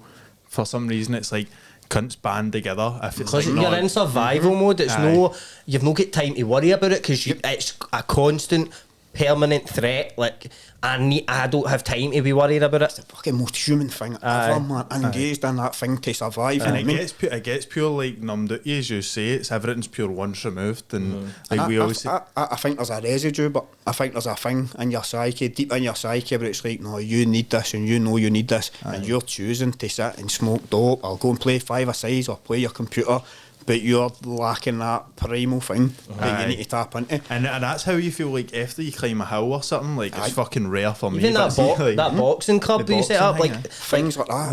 when you're constantly under threat of being hit at any second, and that it's a great way to wake your brain up out of all that, right? All the worries that you have about your day and that, you don't have time to even worry about them. And then, but after that boxing session is done or whatever, you come away from it and you're like, I feel lighter. It's not that I'm not worried about my life. I just know that there's no point in worrying about it now. And it's like the air smells better. Mate, everything. see the last time I went boxing, right? It was like with my pal. It was a couple of years ago, I think, right? But I just pure remembered this after you said that. I walked outside and I was like on the phone to my dad, and my dad was like, "Are you on something?" Because I was actually so happy. It must have been a mad good, but I was actually like pure. Do you need a lift anywhere? And he's like, I'm not going it. Like, let us know if you need a lift, right? Which is, I'll make it dinner tonight. I'll make it dinner. I was pure buzzing, and I think it was pissing down and on. I was like, "This is class!" Like pure, like appreciating shit because I'd pure exerted. Aye, that's a It's real all the brain chemistry behind it, the endorphins that get released when you do it. You're not just doing something that's physical activity, you're actually doing something that traditionally is associated with being a man, all that kind of stuff. Mate, do you know what's even worse about that? I know. See when you know that you should be doing that. Like I know I should be exercising. I've not exercised in about a fortnight, mate. And like a bit in the back of my head, I know it. So that's pure grating on you. That's that like, makes the exact same. Aye. And it's like we've no excuse because we probably could go out and just do it, but there's something that's. But well, there's a mad theory about this. It's like your like the monkey in your brain, innit? What is it? Aye, that's like the chimp paradox, innit? The chimp paradox. So it's about like in your head there's the human and then there's the chimp, and the chimp is the one that's like, it's like your DNA that's looking to just be cozy, don't do that, and every time that basically every time you do something, so say you set out tomorrow, I'm going to do all these things today, right? See any of the things that you decide no to do, that was your chimp deciding that, because the human always makes the right decision and any wrong decision is made by the chimp almost, do you know what I mean? So it's like anytime you make a mad rash decision or you're overly like aggressive in a situation you wish you didn't be, it's like that's your like DNA act, and that's your Primal mad response primal to something, and it's you need to, it says you'll never beat your chimp. Like you need to think out like how strong a chimp is compared to a human. So your chimp brain will always win, but you need to find ways of managing your chimp brain where you go, you need to recognise like this is my chimp talking to now. Like see that way when you think about going to the gym and you're like, but if I go tomorrow, I'll get a better sleep tonight and I'll do that. Like that is your chimp talking. So see when you recognise that and you go, it makes you get things done more because you're like noticing the process happening in your brain. See, my chimp's actually a heavy, angry gorilla. Aye. It's like huge, mate. He's grown over the years. Just slaps me as soon as I fucking. My secret is I'm always a chimp, man. You're just a chimp. 100% chimp. You get two chimp brains, mate. Will we do it? Will we just patch it? Aye, we'll just fucking patch it. Both of them, I just agree. I agree with you all the time, man. But we better go back to Tanzania. So I've got to Tanzania, right? We've met my partner at the airport and we've went to her mum's house in a place called Bahari Beach. It's like a lot of space in Bahari Beach, man. A lot of the houses, I would say it's a lot of older people that stay there, people that have maybe earned a wee bit of cash, and sometimes there's a lot of German people in Tanzania, right? There's a lot of people run about there and run about the beach that have got these big compounds and lovely big houses. That's what people want to get a bit of cash in Tanzania. You just buy a bit of land, you build a wall on it, and then you just start building. Like my partner's mum is, she just loves building, man. She's just old Tanzanian mum, and she's constantly talking about, we need foundations in here, we need this in there. I love a bit of construction, man. Oh, mate, loves it. Get her a start on my site, man. Yeah, she'd be there on my heartbeat, so she would, man. She would. The first thing she'd ask for is a husband for her other daughter. Constantly trying to get me to get a boyfriend for Joseph's here.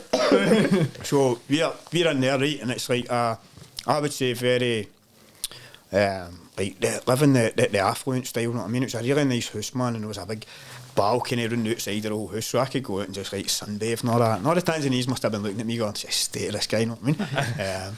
So we were staying there for about a month, and it just kind of got on top a wee bit. We moved out to, there's a place called Mbezi Beach, and that's one of like the up and coming places. I would say, like, to compare it, it would be somewhere like Shoreditch or something in London.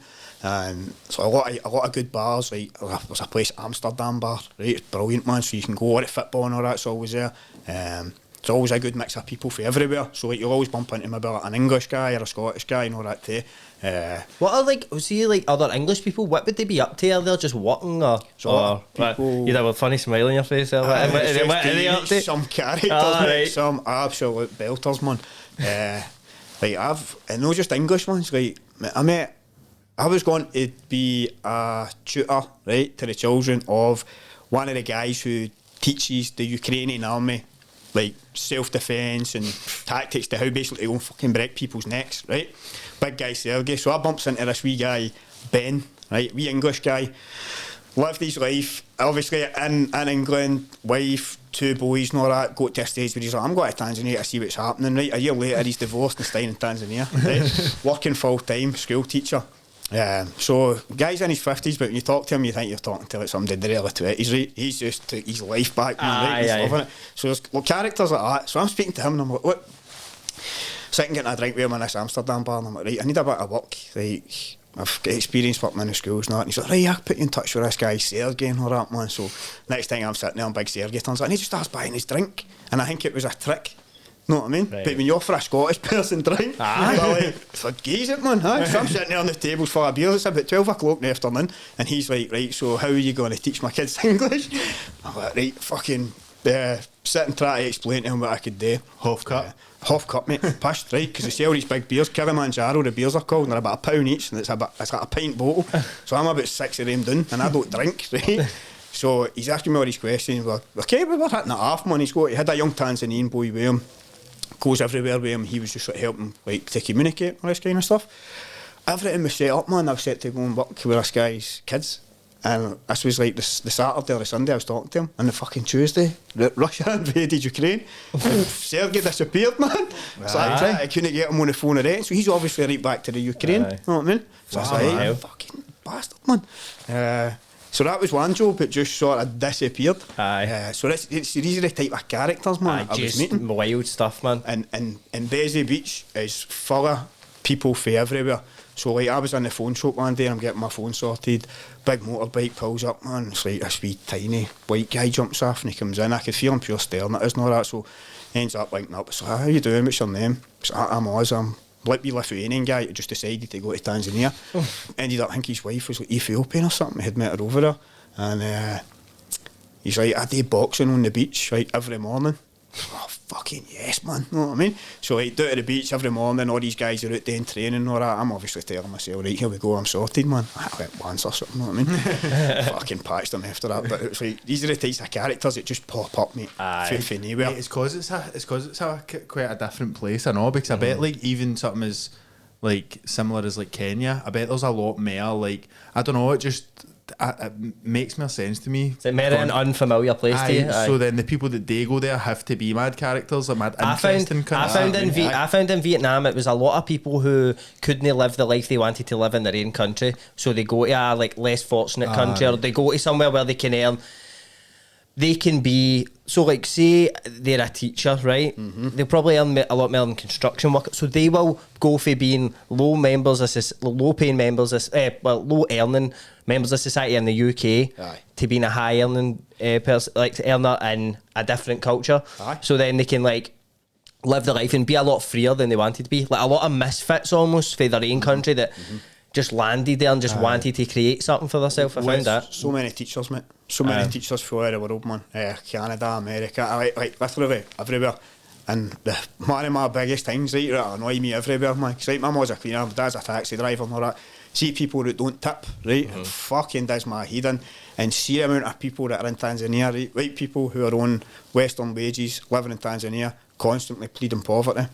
You know what I mean? And you're like, we've got to go to the island tomorrow. Oh, how much is it? And all that. And you're like, listen, you're on €2,000 a month. It doesn't fucking matter how much it is. You're going to be able to afford it. Right? But the reason they do that is because there is a lot of poor people in Tanzania. And if they think you've got money, they maybe ask you. They'll not come up and do your nothing for it. But they'll maybe just ask you, you know what I mean? I don't have a problem with that. I don't think there's nothing wrong with that. Right? Especially if they're growing up and they're being told what this person represents as wealth. There's nothing wrong with that, you know what I mean? But they take it personal. It's like, oh no, fuck off. I see it. Do not go to a country that's developing and go and penny pinch. I know what you mean. People negotiating to buy fucking juice and all that kind of stuff. That drives me nuts, man. That happens a lot, man. It does make it happen a lot. You would have seen it in Vietnam, see it in Thailand. But Tanzania's got a lot of that. Tanzanians are so smart, man. They've got ways around everything, you know what I mean? They've got ways of getting what they want all the time. As I say, see that problem solving mentality? That applies to everything, you know what I mean? But that was one of the things that annoyed us, kind of people. But in Mbezi Beach, you've got that mixture, a sort of everybody. And as I say, it's up and coming, so it's no considered to be totally affluent, right? So it's like on the way there. It's a dentist or something? Half and half. It's not even at a dentist. I would say it's like a govern. Right. So there's still all the stuff that was there for before, but there's wee things popping up here and there. It's good. I found it cool being in a place like that where you can see it around you, like them building all the mad new stuff and the old stuff still being there, and it's like you're in a time where everything's changing around there. See, even when you were there, like what did you end up doing for work when you lived there? Done a few things, mate. Right. When I first got there, I was like I say, man, like, I've got my hands, my body's working, I've just got to start fixing shit and building stuff. So that was my first aim. Went to Zanzibar. I know somebody in Zanzibar that owned a Airbnb, and they wanted like their bathrooms and stuff done. So I went over to Zanzibar, got a few £100 for doing that, which translates into like millions of shillings, you know what I mean? So that done us for a wee while. Came back, took some videos and stuff of like the work I had done, and I was like, I'll just post it because like, obviously social media over there is massive. Everything's done through Facebook and Instagram. Set up, gets on these groups on Facebook and just posts some of the stuff, the work I had done, and done a few flats, decorated a few flats and stuff in Mbezi Beach, and then gets a random message on fucking Facebook, right? Spanish guy, Borja.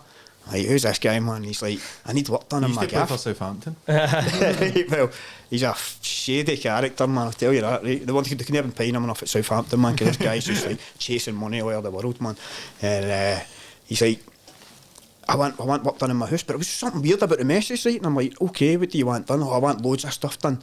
I'm also in charge of a textile company in Tanzania.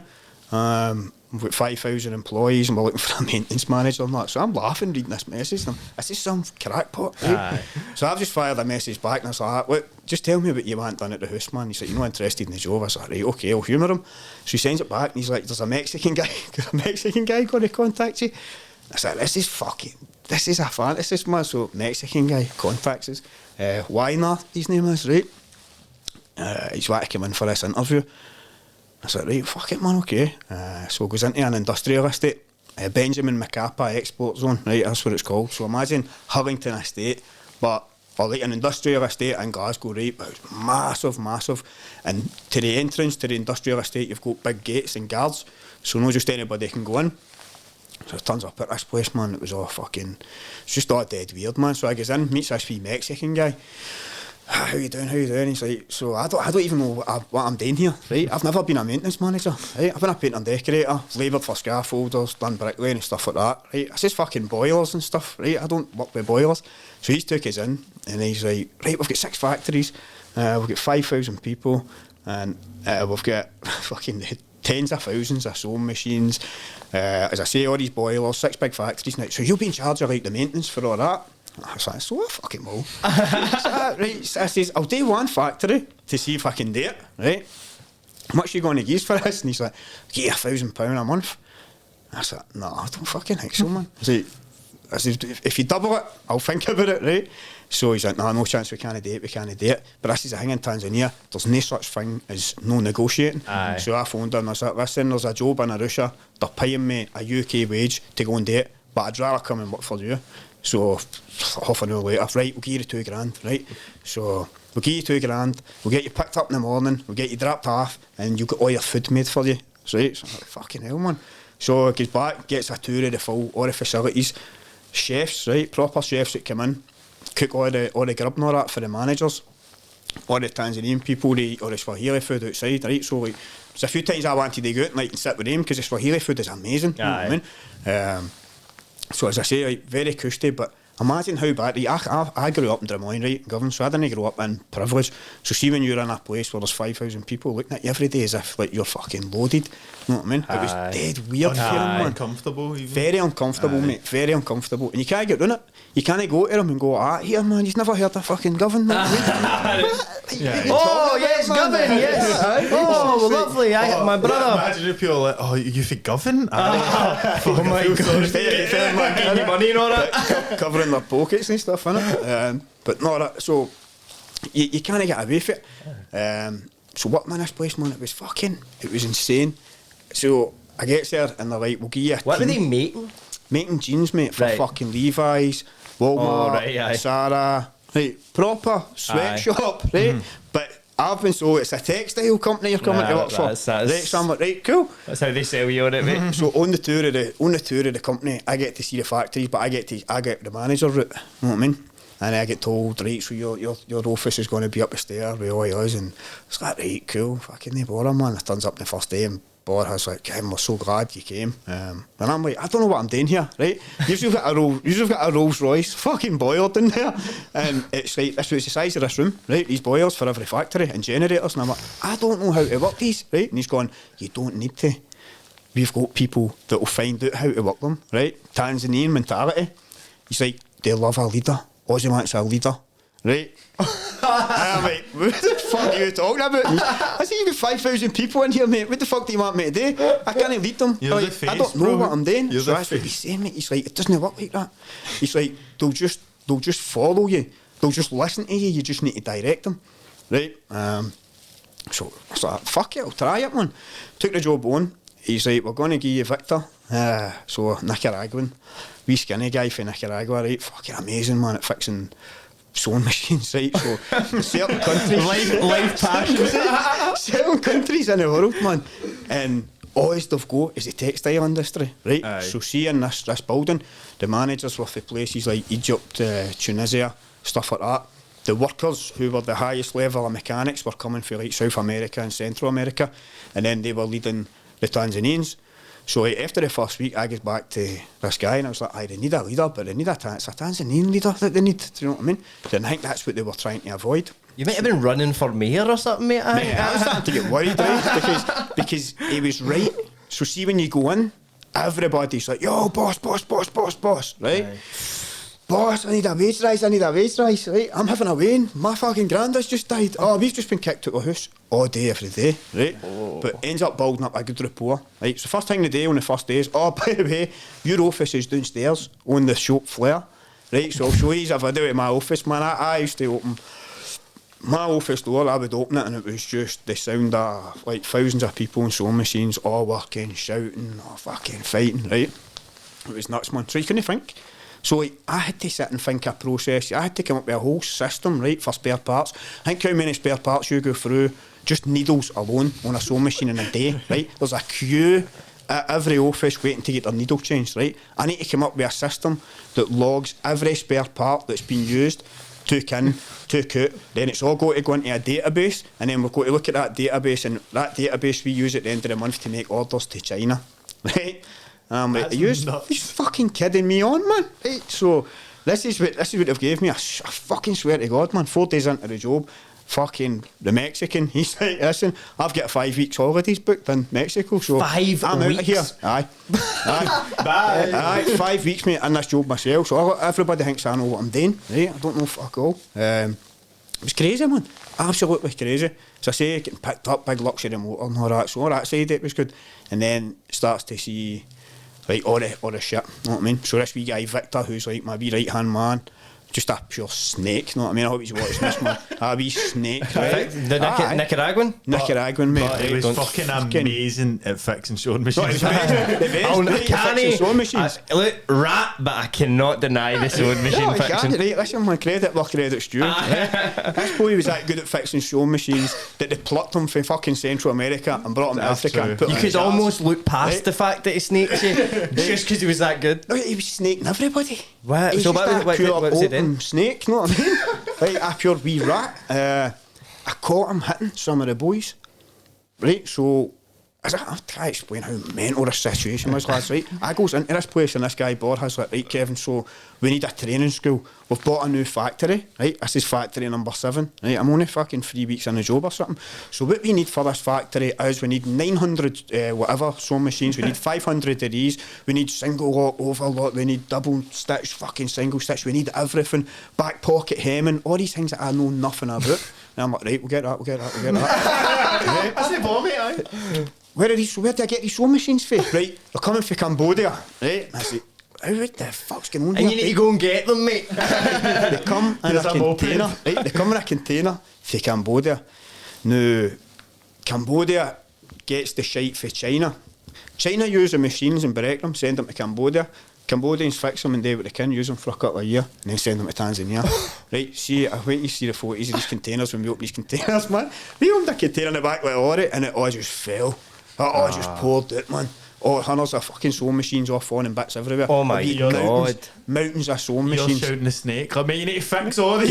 Sorted, right? So I'm like, we need a system, right? So we need to find out what fucking sewing machines we've got. So I'm like, right, he's telling people just take the sewing machines in and just leave them there. So there's like a mountain of sewing machines, right? Piles and piles of fucking spare parts and all that. I'm like, you need to start breaking this up. You need to get a system and start like with a full factory. So I'm like, right, start using the flare space and start allocating blah blah blah. Every time I would give him a plan, I'd get back in and he's changed it. So it was this wee Victor. Snake. So this is what I'm saying. I'm like, what is? So he's obviously had his eye on the fucking maintenance manager job, right? So I say I can't be asked for that shit. So I'm saying to him, listen, man, I'll sort you out with a few quid, half my pay, but you just need to play the game. You need to do what I tell you. Aye, okay. But then he would go and he would do what other managers had asked him. So I ended up confronting this Egyptian guy, right? So this sounds like the best joke ever. This guy, no man, this Egyptian dude, right? He was a fucking idiot, man. So he's So the Nicaraguan's a demanding. snake, he's Yeah, a I mean, this fucking- Egyptian guy, he was an absolute tosser, and he says to me, so I'm in charge of all these machines, right? We've got all these machines that have came from Cambodia in this factory, and I've picked 6 boys to work in that factory and put these machines together under the Victor's sort of supervision. So as the machines are being built, tested, right, that works. I'm getting them to log them, so then I've got a list of, right, I've got this amount, and I've got this amount of that one, I've got this amount of that. So today Levi's, you need a certain size on your sewing machine, blah, blah, blah. So this guy's requested these sewing machines.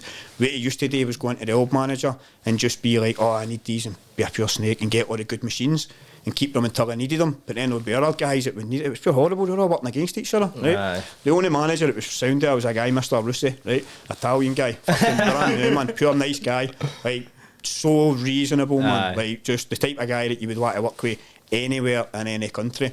I felt so bad for him because all these guys were pure, just like fucking him over all the time. Because see, these guys get paid based on how much their units produce. It's no the hour. No. So that's why this Egyptian guy's like, give me everything. It's like, I'm not getting it. Like, we need to have so many machines ready for when Levi's come, right? So I'm fucking getting involved in all this. And he takes a hump because I don't give him the machines that he wants. and he's walking about saying to people, I fuck this guy, right? People are coming to me in the ass. And well, this is the thing, mate. He used to say things like, so I went into his maintenance team, right? And I'm like, right, boys, just to let you know, I'll introduce myself. This is what I'm here today. And right, what we're here today is create a new culture, man, and we're all going to take each other up. Don't hide anything that you don't know. So if you're working on a machine and you don't know that machine, you just tell us, you're not going to get sacked because we need you. But we're going to train you to fucking be good at working on that machine. And these boys all left the room, all buzzing. He comes in, very good, Kevin, very good. But you know, you need to fuck these guys. Right? You need to fuck these guys hard. And I'm sitting there going, does he know what this sounds like to my ears? So this was the mentality of the bosses who had came for our countries, right? So for like North Africa, they were just horrible guys, man. So I ended up like sort of confronting this Egyptian guy. Obviously pure denies everything. And it was like that environment. Do you know what I mean? So it was like having to go to the boss and sit down with the boss at a meeting with like this Egyptian and this Tunisian guy and be like, these two guys are actually trying to fucking stop me for doing this job. Like, how does this work? How can you all work together? It's mad that you wanted to stay away from petty politics and like govern. Tanzania, mate. The worst of the worst, right? Absolute worst of the worst, man. It's that, some of the things that happened in that job, they were fucking mental. And as I say, so like we had Levi's coming to do an audit. So Levi's had came 3 years before and they were like, no, that doesn't work, you need to change all this. I started and Levi's were coming like 3-4 weeks later and all the stuff hadn't been done. And it's like, in Tanzania, right, this is what I love about the country.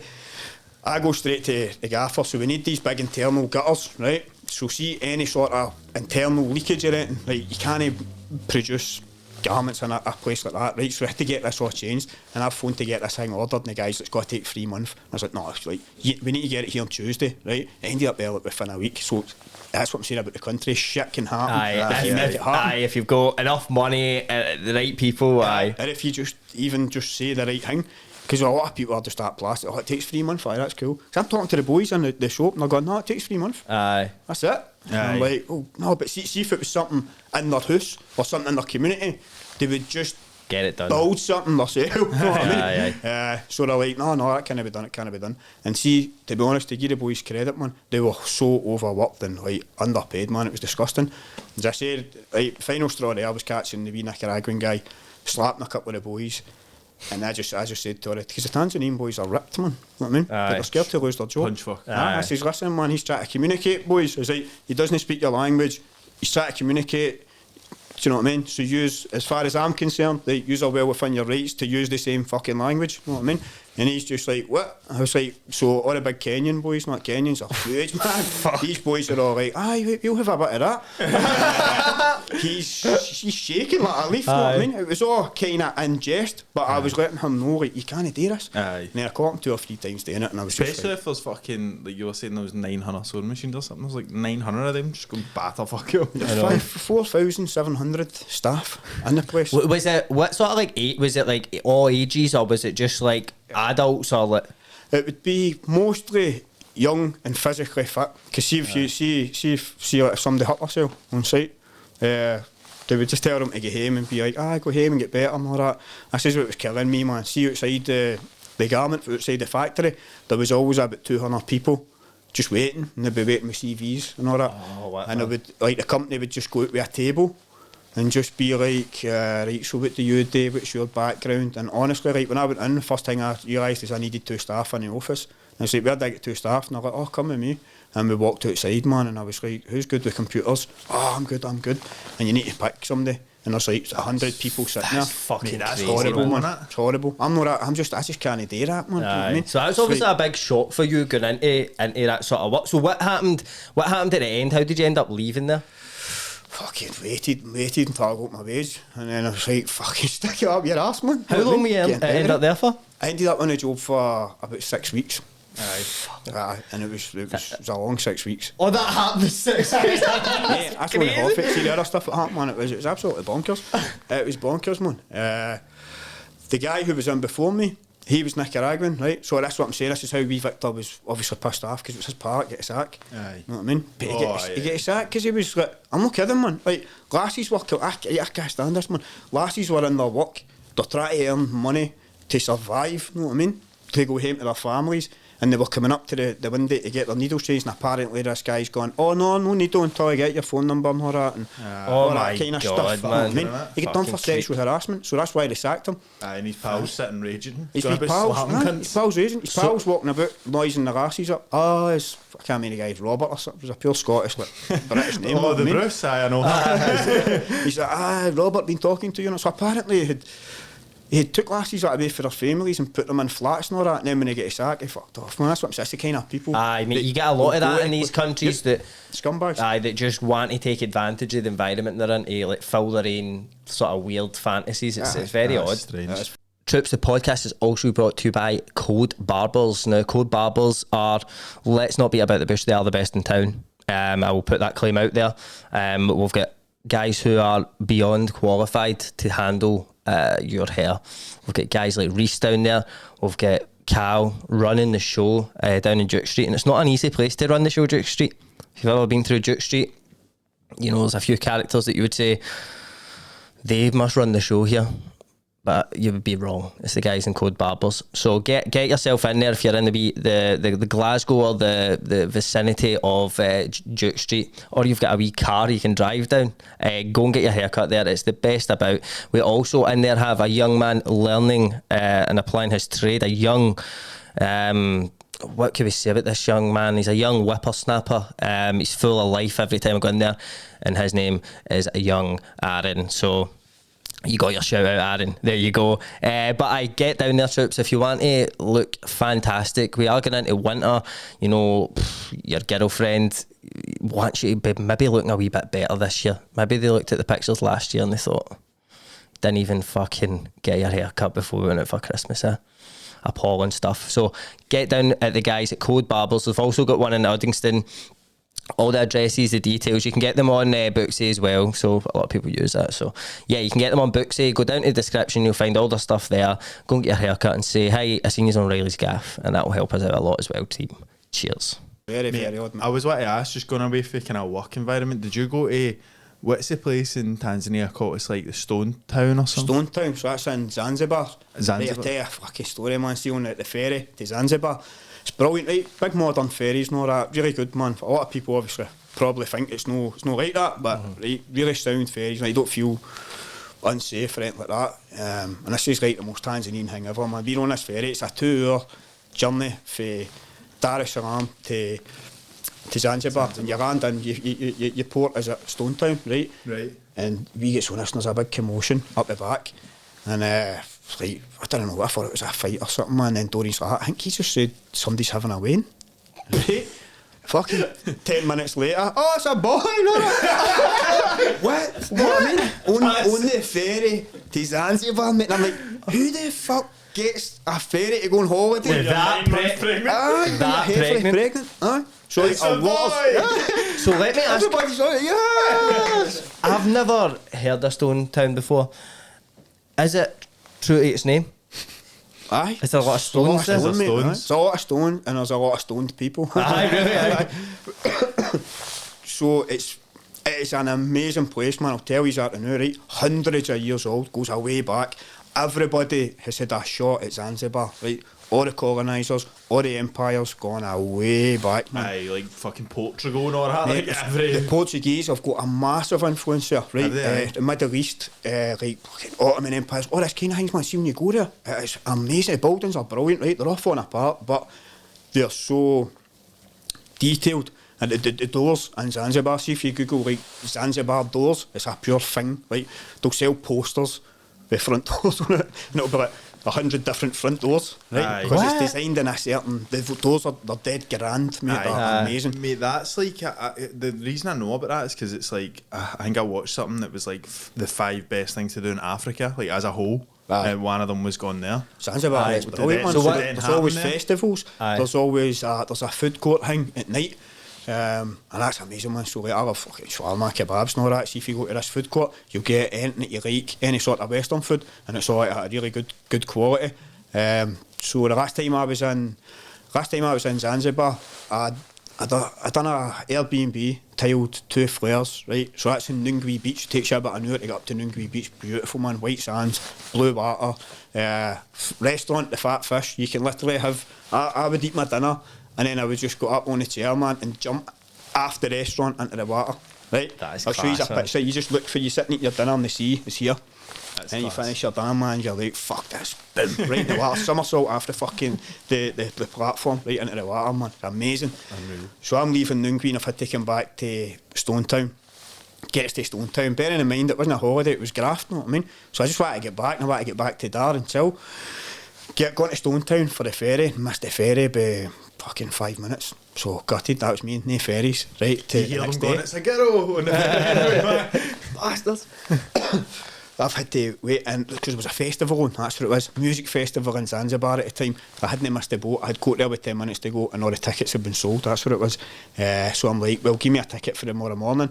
No, the festival finishes tomorrow, so the only boat that's available is like the last boat, and it's the one that takes the trucks and all that. So it's not a 2-hour ferry, it's a massive boat, mate, a huge ship. And it takes about fucking 5 hours, right? It's horrible, man, horrible. No luxury, no comfy seats, right? Pure shit. So I have to find somewhere to stay in Stonetown that night. I run about with my case and I've got all my tools, man. Fucking sweat, piss and happens. I'm trying to follow the maps on my phone, but the streets are that narrow and there's so many buildings, right? You see there, no planning. It's as if cunts have just started building everywhere. I'm trying to find this fucking place and I can't find it. So I'm getting to the point where I'm getting frustrated, man. I'm sweating. I've passed this restaurant, there's a big guy standing, just cool as fuck, and he's just looking about. I've passed him. Maybe 5 minutes later, I come past him again, and he's like, "You're lost?" And I was like, "Aye, I'm up, aye, right. How do I get here?" He's like, "Right," so he takes the phone. And I can't remember what thing, but I had a picture of Victor Wanyama scoring the header against Barcelona on my phone, right? Because when I started in the Textile, in that place, there was hundreds of Kenyans and they were all football. They all have Celtic, by the way. See in that place, man. They were all Kieran Tierney, Mr. Celtic, and all that. So they were calling us, all coming in and talking about Celtic and Rangers games, right? They were watching the Old Firm games, man. Do you see Tanzanians, mate? See if you think Scottish people love football, you ain't seen anything like this over there. Because there's like that Bloemfontein Celtic or whatever. What are they called again? I think it's in South Africa. Is it maybe. South Africa, aye. But they've got the 2 big teams, similar to Glasgow. So they've got Simba and Young Africans, right? Young Africans playing a gold and green strip, man. It's fucking beautiful.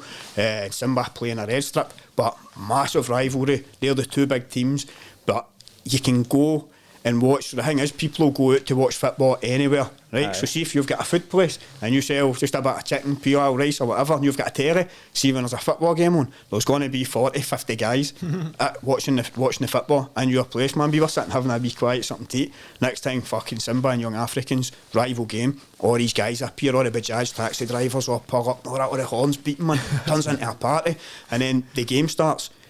Team scores and half of them are celebrating and they're winding there, you, and they're sitting back. Mate, imagine this in Glasgow. Oh, there'd be riots, man. Rangers game, it would be absolute fucking bedlam. Aye. So you seen that picture? He saw a picture of Victor Wanyama on my phone and no said anything, right? So he's obviously clocked it, put it in, and then he's just going through it and he's going like, aye. I was like, what the fuck? And he's like, you're Scottish, aren't you? I was like, aye. He's like, Glaswegian. I says, aye. So am I. I was like, no, you're not. In Stonetown. I'm looking at him and I'm going, you've not got a Glaswegian accent, right? He's an African man, right? So he's like, I was Somalia. He said, I had to leave Somalia as a kid. I stayed in Red Road Flats for 7 years.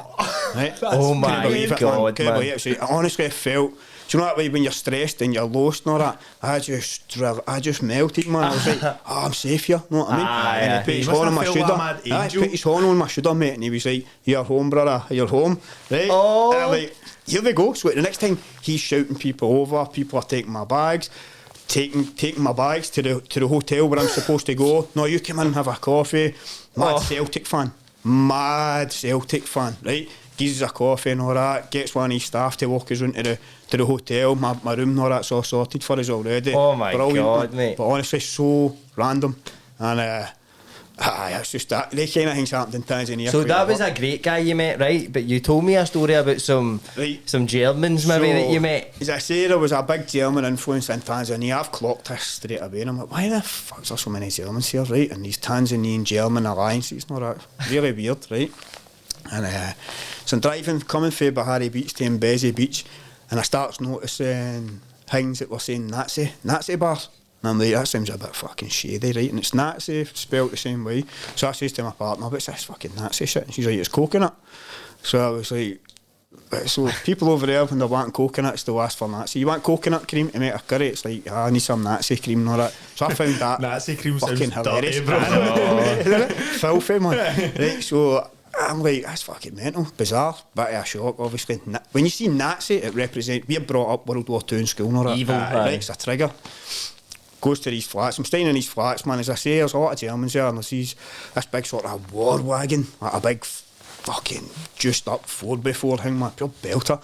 And it's a wee kind of fat, ginger, white, tattooed guy that's driving it, and he's got his wee sidekick, man. Two of them, really small, right? Both German, didn't look German at all, right? The opposite of what fucking you would think a German would look like. And just horrible wee bastards, the two of them. Pair of coconuts. So, my pair of coconuts, mate, right? So this fucking coconuts asked me down to his house. So I've had to, because my partner's ma owns a building, right? And my partner's ma's told me, right, no, this guy's like playing up, whatever. So right, I went down to speak to the guy, and the guy's like, no, like she's not been in contact, right, whatever. So I was like, listen, I can't be asked. He says, come in. So I walks into the house, and I've turned round, man, there's a fucking painting on the wall. Two African guys in fucking SS uniforms, right? In the middle of it, this is what was weird about it, right? So the background setting is like desert. Two African guys in a uniform at a table, a random table that's in the middle of this desert, right? Why the fuck? And then an album cover or it something. was like an album cover, mate. It was. That. And this huge, big, fat Nazi, big white Nazi guy giving these guys their medals. And I was like, what the fuck is that, man? Right, so obviously, it's kind of twig, because there's no been a swastika in it, but I've just seen the SS uniforms, and I'm like, that's Nazi stuff, man. Right. And then I've left the house, and I'm thinking, Germans, like, I wonder, know what I mean? Because you hear these stories about Nazis going to Central America, South America after the Second World War and setting up the Rainbow villages and all that. So I'm wondering, I'm thinking all this shit. Turns out, two of them were actually like pure Nazis, white supremacists, all the tattoos. The one who's a wee fud, he's got a Tanzanian missus, right? And the reason I don't like him is because he was pure bad mouthing her. He's saying you can treat Tanzanian women like dogs and all, right? He's a piece of shit, mate. But I'm curious, man, because I'm like, how the fuck did these two Nazis rock up into Tanzania? What are they doing? Aye. Right, the Bitcoin brothers, mate, they were over mining for Bitcoin. So when I got to Mbezi Beach, I had seen this big fucking building. It was a big sign for Bitcoin. I'm like, I'll take a photo and all that. Yeah. And then I'm speaking to this big guy, so I promise you, man, I'm checking the house because they're moving it. So I have to check the house and make sure he's not fucked it and all that. And we goes into the back room. I've obviously clocked his big Nazi painting. We walks into the back room, there's this big massive Bitcoin sign in this room. I'm like, no way, man, is that fucking you and him? And he's like, that's what we're over here doing. Shady as fuck, man. Aye. Yeah, aye. Dodgy Out shit. of a pickaxe, mining. Aye, physically mining. Nah, was there like a big computer there or something, like a master? They had a building. Aye, way computers, aye. I mean, fucking I didn't get that close to them. I mean, I was going to go and hang me, but I was interested enough to find out what they were doing. That's fucking wild. wild, They were mate. offering us to go for drinks and all that, man. Me and her were just... Yeah, it would be interesting as fuck to be That's fair. all right, man, you've got this was on in Mbezi Beach, you know. So you've got these fucking Nazis kicking about, and then you've got Mad That Sergei, sounds like the Ukrainian maddest place fucking- ever. Somebody probably went to my school, sports Aye. Celtic for Somalia. Aye. That's crazy, mate. But then they moved up again. So my partner, when I'm staying in Mbezi, she came back to the UK. I stayed in Mbezi myself for 4 or 5 weeks, and that was brilliant, man. Because you can't have no option but to just take part in what's happening. Aye. So that was like a really authentic experience. And then my partner came back for 5 weeks, and I had kind of had enough of it, man. I'm not going to lie to you. See the whole thing about I want to go everywhere and experience Tanzanian life. Mate. I'm just like, no, I want a nice fucking shower with hot water and a nice bed. Our and all own that kind of sausage, stuff. I always say, mate. Just take. I mean, when you go out and you have all the food, this is fucking brilliant. Taste that. Oh, that's brilliant. Oh, I don't like that. Oh. And then after about maybe 8 months, I would say, I hit him up where I was at. could just fucking got her own sausage. Honestly. I just wanted better conditions, mate. And then she's like, we could move to, there's a place called Misaki. Right, this is the thing about the language, man. Swahili language, I know, they use the same words for everything, or they'll take a word and flip it round. So see, like, samaki is fish, right? Misaki is a place, right? Habari is hello. Bahari, again, is another place. Right, so kind of easy. It's just like, you change it 2 letters, right? And it's very lazy, to be honest. But if you go to Tanzania and people, this is the first time you'll hear, man. You go to do something, people will go pole, which just means slow down, man. What the fuck are you doing? Where are you trying to get to? It's like slow down, but then they'll say pole to say sorry for stuff, and you just hear the same. The way they use it rather than what they're saying. It's like a mad inflection language. That's like Vietnamese, isn't it? Vietnamese is wild, mate. Like, you'll say one thing in Vietnamese, and if you say it like a different tone, it means a totally different thing. So it's like I can only remember how to say 2 things in Vietnamese properly. But see, when you move away from there, the language skills just go zoop, because you're not surrounded by it. Aye. But like, so they say like chuk mung nam moi, but like you need to say like nam like go down, like chuk mung nam moi, or they won't know. It doesn't mean anything to them. You know what I mean? So it's all like, you would like read a word, they're like, oh, I'll say that to that kind of. You're like, chuk mung nam moi, mate. No, but that. They don't get it at all. That was incomprehensible. I used to get to a place called Johnny's, right? And it would be for like 8,000 shillings, you would get like half a chicken and your rice and all that. So it was like for like two or 3 quid. But the staff pure loved us, man. They used to always come up and sit at the table, and they'd always be like, oh, put some like bongos, ozo, and all this shit, right? Taking the piss with us. But they would always teach us wee bits of Swahili. One of you guys like Nimi Forahe Kuko Ona, right? And it means I am very happy to see you. I'm as a belter, man, so I'm walking about and I get into her ma's gaff, and there's like the cleaner, the housewoman, and I'm like, Nimi Forahe Kuko Oa, right? And she's like, and I'm like, what the fuck did I say? And my missus is like, you've just told her like you're happy to marry her. Right? The difference is Oa and Ona at the end. And I'm like, oh, I'm so happy to see you. And she's just looking at my missus as if she's going to get into trouble and get a sack. But she's like, what are you doing? I need it. Unless you marry her. Like, no, I need to marry you. That's it. But like, you allowed me on one wife over him. Oh, well. Are you? Aye, man, fucking right. Aye. Any amount. So, you were saying like, is it Masaki? Masaki. So Masaki is like it's already up. Know what I mean? That's where all the clubs are. Right. So did you end up moving there? We went there. Right. How was we that? Moved, fucking amazing. The Playboy lifestyle. We moved into a 3-bedroom house. The veranda outside was about the size of the bedroom that I was sleeping in Bezzy. Right, it was huge. The view, palm trees, less than a kilometre is a beach. So 5 up. You're getting the breeze for the beach because there's not a lot of buildings in front of us. Didn't need to use aircon. No problems with mosquitoes. The gaff was perfect, man. Right? And is that like explain to us like just visually like that sort of more affluent sort of more built up developed area? Is that what you like? What does it look like? It doesn't look like anything that we would picture Africa to be like, or it does a bit, but it's a bit better than what you think. It's like probably for me, it's what I would expect to see in like Spain or something. Really? Aye. So like it's that developed, aye. That's crazy.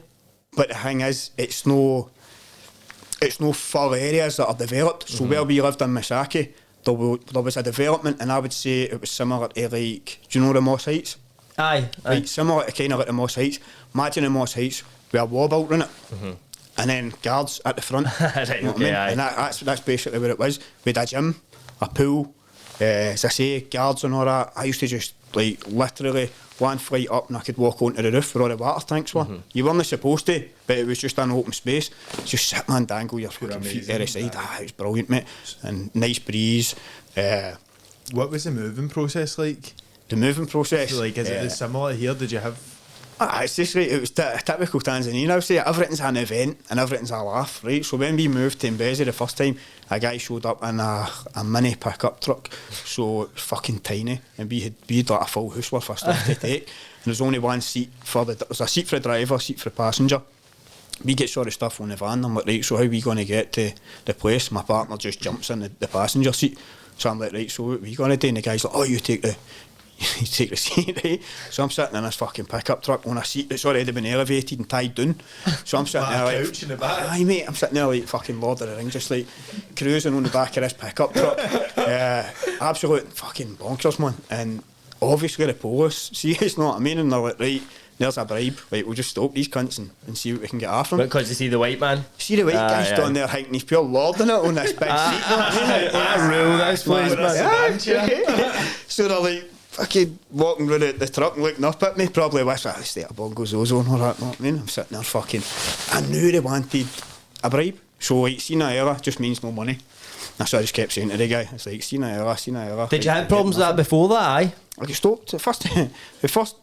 The second day I was there, her ma says to us, you want to go and do whatever? And I was like, aye. And she's like, right, take the card. And I'm like, aye, right, cool. I don't know, man, I shouldn't have done it, you know what I mean? But you're just like, aye, I'll do it. Because her ma's like, no, do it, alright, that's alright. Stopped straight away.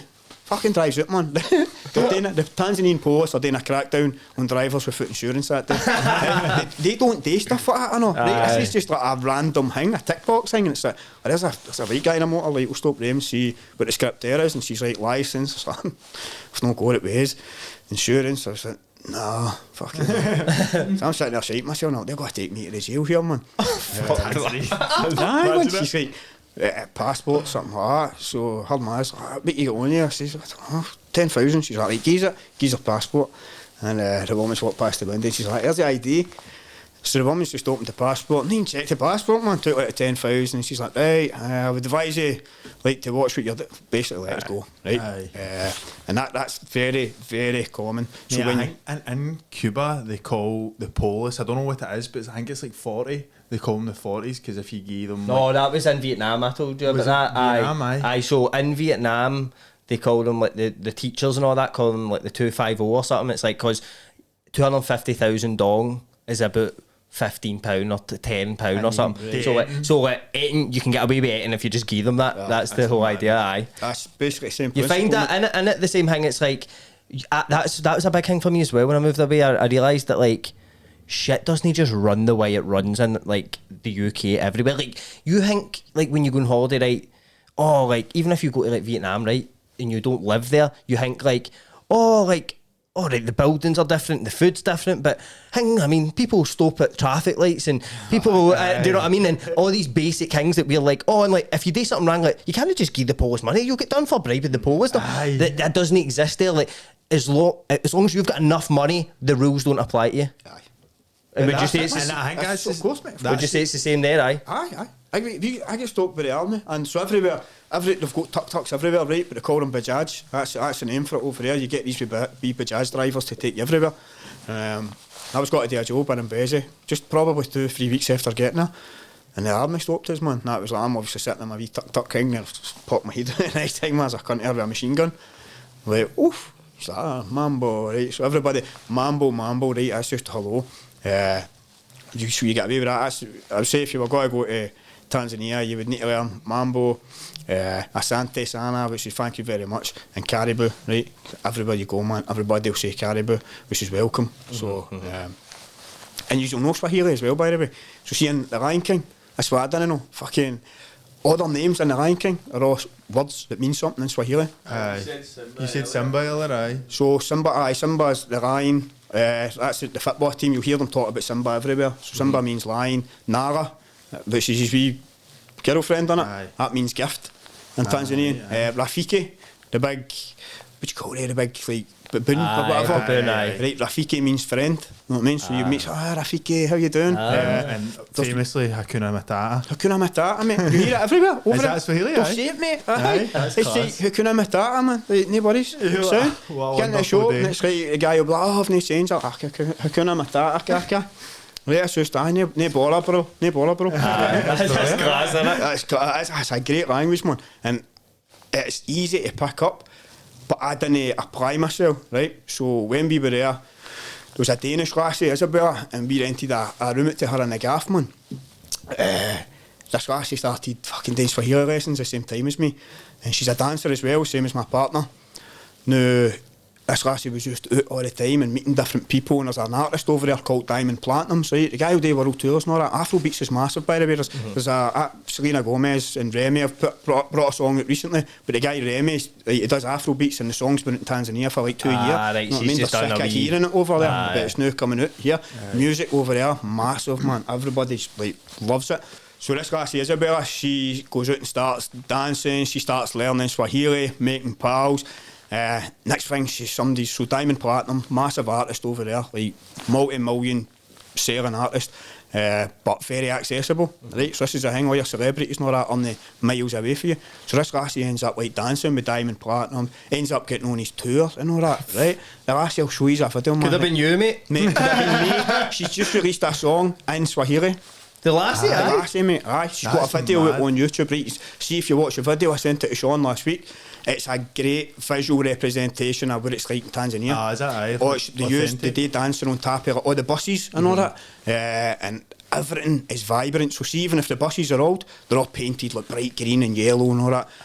Another thing is like, see the trucks. So see, you're talking about culture shock. This was one of the first things, right? I was like, what the fuck's going on here, man? All the trucks are driving about. Some of them have got like Jesus painted on the side, right? Some of them have got other things. I saw one that had like Santa Claus. I'm like, what the fuck's going on here, man? And then fucking one drives past and it's got Bin Laden painted on the side of this truck, man. Like, you don't want to see a truck driving anywhere with Bin Laden painted on the side, you know what I mean? But the whole time I was there, nobody mentioned anything about anything like that or any extremism or anything like that. So that was just a moment, mate, that came and left me in Tanzania, and I was like, who is this fucking guy driving about Bin Laden on his van? Like, big like commitment. Like that's the kind of like you can't just cover that up. That'll, like, Mate, and also you think when you get to like his nose, you might be like, oh, I don't know about this. this could actually land me in a bit of bother, but obviously they don't give a fuck. But see, just back to like your time there, right? When you moved to that place, did you meet what's the difference in maybe people when you're at this newer place? when you get to Masaki, it's more, I would say a lot of more professionals live there. Right. So there's a bit that was only 5 minutes away from us called Slipway. So if you go to Dar on holiday or whatever and you see where's the places to go, it'll be like, oh, Slipway. So that's where you'll go down and you'll do like water sports and all that, right? But all the hotels and that are there. So that's a bit where you can go and get like, fucking, just go for a night out, especially if you're a tourist, you know what I mean? It's a good place to go and feel safe and all that, even though it's probably one of the safest places anywhere. Tourists will go there, feel safe and spend their money. So it's that kind of place that attracts people like that, more tourists, more Tanzanians that have got a bit of dollar. So the apartment building thing that we stayed in, most of them were Tanzanians. But they just like been out doing really well for ourselves, you know what I mean? So did you enjoy your time there more than that? It's a hard one, mate. It's a hard question because I was more removed. See what we were talking about earlier about being disconnected and all that. See, in Masaki, it was so luxurious that it became hard, mate, to be like, I can't be asking anything sitting in that wee Pilau rice place. I'll just phone, there was a bear in Napoli, right, which deliver amazing pizza, so it ended up at Los de Tanzanian thing. Going a Domino's. Basically, mate, you know what I mean? You'd be getting burgers and that delivered and it kind of lost. You still go out, man, and still wander about. As soon as you walk out the compound, you're back, you're there, you can't escape it. But it was definitely a big difference, mate. It was just more luxurious and stuff, and I'm so glad I had the other experiences first before I went and done that, because it's too comfortable. Hard to get away from that once it was done. See the fact that what you were doing for work and all, outside the factory, but like just like near enough meeting people through these mad Facebook groups and then going and doing a bit of graft and all that. That's like, I feel like that'd be a pure good way to like experience shit. Do you know what I mean? Actual going out and doing a bit. You get to know how the people there have to work it. So the big thing over there, right, is the permit to work. And obviously your visa, you're only meant to go for 3 months, right? And then you can get back down to the immigration and you can like sweet talk them and they'll give you another month. So that's what I've done. I've been doing I get pure tortoise res, man. See in the immigration office, see when we're talking about like speaking English and stuff, they were fucking stitches, man. And then at the end they're like, right, so he said German, he said this, he said Swedish, and they're all like, they had bets on where I was from. You know what I mean? That's mad, isn't it? And the amount of people I know, man, that are like, you tell them you're Scottish, and they're like, Conor McGregor. What? No, it's Fucking, not. we're not even in the same bit of land. It was funny, like obviously different places, but Sean was saying about how he was in Indiana, right, or something. He was at this mad gas station, and a mad old guy came up and he's like, Irish. And he's like, no, mate, we're Scottish, no Irish. He's like, Scotch whiskey or something. He's like, no, it's no, mate, I'm Scottish. Like, countries just have no conception of Scotland anywhere else apart from like Europe, really. They just don't get it. Mate, even in Europe, you're getting on the plane. Are you guys Swedish? I was saying, like, me and my pal were on a flight. We got to Amsterdam, and like the couple in front of us turned round, like when the plane landed, was like, "Are you Swedish?" We're like, "No, Scottish." We're actually talking the same language as you, man. It's crazy, man. But see, just on that new place, like, was there any mad characters you met there? Any stories that you can think of that stand out to you? After about being there for 2 months, one of my partner's pals came over. So it'd be about end of January, February, and she was wanting to go and do like a safari. So like, fuck it, we'll go and do that for a day or two, and we'll go and see, like, there's a Maasai village that you can go and visit. So it was about, I think it's about 6-7 hour drive to get there. But you just get a driver, man. It'll be a guy with a motor, and you'll give him probably 50 quid, and the guy will literally drive you that length of time. Aye. Stay there because he knows people. This guy was a Maasai. I love the Maasais, man. They're brilliant. What is a It's Maasai? like a tribe. It's a culture, a group of people, and they are nomadic. They will walk up, they'll travel right to plains of Africa, man. You hear their story, it's fucking amazing. And what they'll do is they'll raise cattle after cattle, like all that. See their cows and all that. In Tanzania, what I noticed was the cows at the side of the road and the ones that the neighbours had were all they're all scabby as fuck looking because there wasn't the nutrients there to feed them. See the Maasai's animals, they were immaculate, perfect, man, like beautiful. And did you saying they live like on the Serengeti? Aye, they'll move about, mate, nomadic. So a lot of them will come down for the Serengeti. What's happening to the Maasai's now is like disgusting. The Kenyan and Tanzanian government are removing them for their land, right? They're clearing them after land to turn their land into grounds for hunting, so for trophy hunting. And I'm talking about like battering them, know what I mean? Like over there's a campaign happening to stop this, and like the government are going in and fucking beating people up. There's old Maasai guys now, 40s of them with their heads all split open and shit like that, man. Fuck's sake, man. It's horrible, mate. These people, like, they're so rich in like their culture, know what I mean? And what they bring to the table. And they're everywhere. So the thing is, they're so well respected that they had society together more than police, right? So you get Maasai protectors. You go down to Amsterdam bar at night, there'll be a Maasai there, know what I mean? With his big stick, and he'll have his fucking sword there. He'll guide the cars in. He'll start. You start fighting outside the pub, man. You need to deal with a Maasai. You know what I mean? I was reading about a guy in like a mad Kenyan village who was like a mad vigilante, and he was used to cut about with a machete. He was like, because the police weren't doing it, like they were corrupt or something. So he was like, I'll sort this whole place out. And they're like people, like members of society there who are named Maasai, like pure respect the Maasai. They held in like high regard. Aye. People don't slag them, man. People don't look down on them. They're very well respected, and people know what they bring. The Tanzanians respect them for what they bring. They see them as their own. They know what they are. But it's that globalisation, man. It's like the Tanzanian government now. They had a guy in for years. What was his name? His name's popped at my head now. Mad socialist, like, but very closed off. Man, I liked him because he was like totally against opening up to the IMF and stuff like that. Didn't want to deregulate the economy. Didn't want any foreign influence in. And the people liked him. Magafuli, his name was. Right, mad COVID denier. Fucking died with COVID. Right? Oh fuck! And then they brought in a woman president, which was great, man. I saw him say, Tanzania's fucking amazing. Like pure progressive. Aye. And they all love this woman, but she's more far more diplomatic, right? First thing she done was start establishing relations again with the Kenyans. Tanzania and Kenyans are pure rivals, know what I mean? It's like Scotland, England.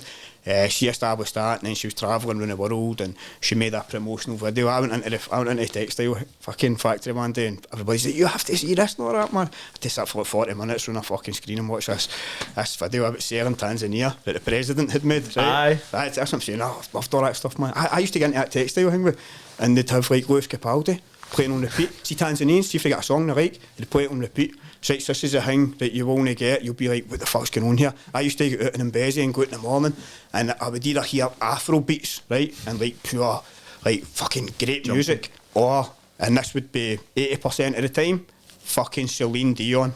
Really? Aye. Aye, mate. Aye, they love her, man. Celine Dion, Adele. Aye, see, mate, do you know? Yeah, no, mate, know what it is, fucking mate? Adore them. Know what it is? I think it is this. Do they have a big culture of karaoke? Aye. Right, so the Vietnam, right, and I realised that like all the Vietnamese people, like even people like my age, like all the songs they'd be listening to would be pure, like all pure emotional ballads and all that, right? Aye. And I'm like, people my age here would like fucking, MCs, like more like on the edge shit than that, but they're like, I think it's the singing. They're like, oh, they love a good song. I tell you now, right? I'm not kidding you, man. See if Westlife went to Tanzania, they would be fucking huge, man. Because you go out on the nights and it's like Westlife songs. That's crazy, isn't it? Backstreet Boys will come on, man, and cunts will go nuts. Aye, definitely the new thing. Imagine being in a country and a society where your music is so good, right, that you actually take it for granted. Aye. It is so good, right, that it isn't cheesy, mass-produced shit. So see when you hear something that's catchy and bubblegum. Oh, it pure gets you. Aye, man, it pulls their heartstrings. You know what I mean? I know what They'll you play like Celine Dion, that My Heart Will Go On, that. Oh, what be feel right into it. Same with Adele. See that Lewis Capaldi song, man. I'm sitting in work and I'm fucking trying to say right, heavy stressed, man. And it's like the 5th time this song's come on before I even twig. It's fucking Lewis Capaldi. As I've walked in at first, I hear the wee piano bit, and the boys on the top, and I pure tuned in. And then they started talking, and I was like, "Here, lads, just no, he's Scottish? No way. I'm fucking telling you, see." So I'm like, he's a Celtic fan. He's for Paisley. Right, they're all freaking out, man. No way. See. I'm like, do you know who else is a Celtic fan? Who? I was like, fucking Snoop Dogg, look at that, man. Yes, I've seen this place, man. Oh, everybody coming in, queues of people coming in, like, no way. So there's Coolio and all with a Celtic top on, man. They're all fucking, they can't know who Coolio was, know what I mean? Everybody's like, Snoop Dogg, Celtic, everybody knows Snoop, brilliant, man. But the only thing I would say, right, the thing at pure Goatis, they were always like, Stevie G. And I say, fuck Stevie G, man. I say, you need to realise. You'll have them up Parkhead now, mate. Mate, see if I could, man. See if I could put something together. I'd love to bring a massive group of like Tanzanians over to Glasgow. Tanzanian Tims, mate. There you go, mate. That was one of the things I thought about setting up, because the Thai Tims and all that. And I was like, I had all these fucking mad ideas about Canal setting up fucking after school programmes now. And I go there and I was like, fuck this, man. It's how I live. Did you end up doing anything like that? Did you want to do anything like that? Set up anything like that? I really wanted to. I reached out to a few organisations, told them what my background and that was, and I just love the fact that I was just like, fucking what? Like, you've been coming here for centuries, man. Like, what you going to do? You going to change it up? Development degree? But the University of Glasgow is very highly regarded. The thing is, see the books on the community development course, and I had forgot this until I spoke to Helen Martin. She's like, Kevin, the training for transformation books were wrote in Tanzania and Kenya, and I was like, fuck, that's where I had seen the name Tanzania. It was in these books for these theories I was studying in uni, and it's like, this is where it comes from. They don't read a book in date here. It's how they live their life, you know what I mean? Because they had a leader through the 60s. They had this president for years, Julius Nyerere, but they call him Walimo, which means teacher. So he's like the teacher of the nation. And he had these, I would say, like, for the time in the 60s, advanced socialist policies. And he had policies that were built around familyhood.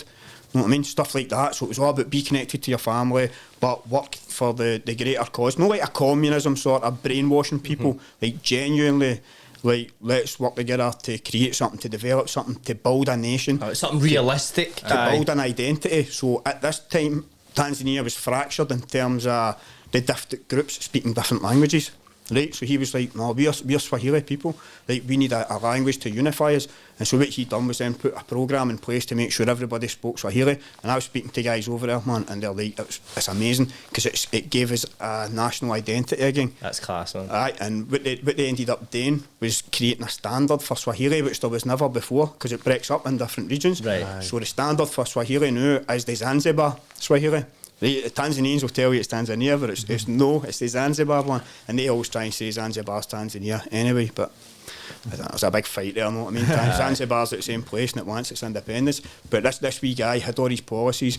He was in charge for years and years, and you can see how that's affected how people think and live and relate to each other. Mate, it's so cool that you were there, and that's like so like not that long ago, and you can pure see the effects of somebody like that. I think that's heavy cool, because usually, like, obviously when you hear a mad like nation myths, it's always like in 600 years ago this guy did this. You know what I mean? But it's like recent. Usually, when it comes to socialism, you'll have some sort of revolution, a socialist experiment, and then a complete backlash, and people become anti-socialist because they're like, no, that was fucked. But he didn't do it like that, because he wasn't doing it he wasn't trying to put an ideology into somebody's head. He was trying to say, here's a system for living and working, but out of that grows an ideology. People start observing it and taking notes and writing, and obviously that grows out. They start calling it socialism, but he was, I don't think he ever used the word socialism. He was just talking about, look, we need to work together, we need to produce for Tanzania. You know what I mean? Domestic production for domestic consumption. Like, let's not produce stuff to go and sell to the rest of the world. They've already got everything. They've been taking our stuff for hundreds of years. Let's build ourselves up. It's like, it's near enough common sense, isn't it? See, like, when I hear about mad socialist theories in other countries, and it's like the way things are set up, and it's like people are like, oh, that's a Marxist thing. It's like, no, it just makes sense. It makes sense. Like Marxism. No, but the thing is as well was like, in those structures, that like the socialist structures and that, it's more to do with like everybody benefiting, and like nobody really, not to do with nobody prospering, but like then you've got like human greed that just wants to like the fucking Egyptian guy in your work, and like all that, you get people with these sorts of personalities, like to us sitting in this room, like everybody's sharing it, but then you get these people that don't think like that, and that's who ends up in positions to determine these things, because they're willing to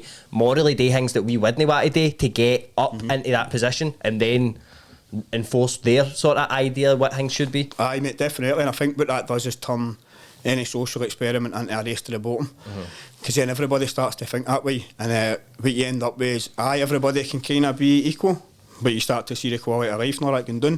Whereas real socialism is about, we start and we build up together, we go up together. That's real. You don't get it that often, but that's what they've done in Tanzania, and they've done it with scarce resources in terms of the means of building, but they had the attitude, and that's what I'm saying, that attitude is still there, man. These young guys talk, and you can tell that this comes for that type of idea. Like, that's like in, like you're saying, like the actual characters, actual people. That's in Marxism. He says like capitalism's no exclusively entrepreneurialism. Like entrepreneurialism can be used and like pure that could do so much good. To innovate. Do you know what I mean? It's not like a dirty thing like across the board. It's how you use that. Exactly. So that's like, as you're saying, you need the kind of certain characters, and you met them on. What I mean, you met. Well, I mean, like, I just think the country, in terms of how when you speak to people about politics, everybody is very politically conscious. You know what I mean? Like a lot more than here. People here think you got this woke ideology and all that. Honestly, over there, man, see if you were to take any of that over there, you get chased out so fucking quick. Aye, mate. It's like, see if you were to, honestly, man, see the thought of go to Tanzania and try to pull somebody up for like misusing your pronouns. Nah. No, mate, it's not happening. See the mass size? This is obviously a big debate. I don't have an opinion either way on that. No, I mean, I think everybody should get to live their life the way they want to. But what I'm saying is, in Tanzania, as a society, they're not ready to say, listen, we're not that privileged that we're going to just accept everything that you want. It's like, there's a goal here, and we're all involved in it. And when we get to where we want to get, be yourself, express yourself, but until then, like, stop fucking about. You know what I mean? It's like there's bigger things on the table for them than here. It is again today with like maybe the development of here, like we've got more and more time to think about these things, like who am I? Like why and how? Like see here they're not even thinking about these things. I found that in Vietnam, but I found the opposite way. See like Vietnam, I not one person I ever spoke to me about anything today with how the country's ran. Nothing. Nobody talks about it, but it's because I think because they don't get a choice, they don't get to choose who's in charge of them. There's no a vote and a. Do you know what I mean? So there's no. It's basically like you're taking. So imagine we grew up right, and there was no democracy in terms of like, no, this guy's doing this in the election, everybody's voting this person and that. If there was none of that, you would just day things the way they were, and you wouldn't even have the conscious thought to be like, things could be different. You're just getting told all the time this is the way it is, but then you need to trust the people that are in charge. But they're like none of them will discuss anything today with their politics. They don't ever bring it up, but I think it's a good thing to bring it up. It's a good thing to like be able to challenge how things are getting done. But they're just so repressed for that they don't even. It's not even a topic of conversation. Especially, well, maybe not a outsiders. But there was one day I was coming home from work. But the one time it ever happened, I had a Grab driver who was like, it's like Uber, but it's like. It's motorbikes. You can book cars on it as well, but it's like motorbikes are like the main way you're getting about. So I was coming back from my class one day and there was this guy and he was like trying to chat to me and he was typing on his phone on Google Translate and like showing me it and that, and then he was writing in it like, I want to escape communism, I want to move to Japan, like I hate Vietnam and all that. And it's like, that's the one time I ever heard anybody say anything like that, and I was there a year. It's mad, isn't it? I think it's good being like you were saying, like it's good to be kind of socially and politically conscious and that, and I think it's the same. And like I kind of like here that we like worry about issues as pronouns and shit, because we've got that, like we can afford to do that. Aye, it's almost a sign of privilege, almost, isn't it? Aye, mate, it's the epitome of privilege to be able to sit and pick yourself apart, and that must be the goal for like all over the world. Not I mean to get to a point that like that's your kind of worry. But what you're saying as well, it's the same thing. See, if you go there, right, you might think you are. This is the twisted way, like, people for the West going to places like this works. Like, we think, no, you know what, we've got it sussed. We know the right way, and I'm going to here, and all right, they have their way of living, but I'll fix you. Eventually they'll catch up. Eventually, what I'm saying, and it's very like patronising. It's like, oh, right, okay, and but you will never go to a place like that and like change anything. Like, that's what we were told in Vietnam. We were told that like, teaching English is a business there, right? It's no the white education. It's a business. It's they want a white guy in front of Vietnamese kids and they want to take pictures and send them out to parents and charge them more money. It's a business, right? But we were told, like, if you see stuff happening in classes and that, right? Like, stuff that you think shouldn't happen, a teaching assistant, like, going in front of a kid's desk and just, like, hitting it with a ruler. Like, no hitting the kid, but hitting it. That stuff you wouldn't get here, right? It's like... when you first go there, you're like, that's shocking. I would say something to them and then they go, don't try to change it, because it's you've got one way of living and they've got another, and you need to respect that, even if you don't think it's right. Whereas we go there with the ego, we're developed and I'll teach them, you know, how to live properly, and they will call me this, and if you don't, they don't buy into that. Yeah, you see, just the thought of, like, you know, you see these videos, there was a lassie in Morocco, and she kicks off because one of the guys is selling chickens and he's got a chicken in a cage thing, and she's jumping on top of the cage, she's screaming, creating a big scene.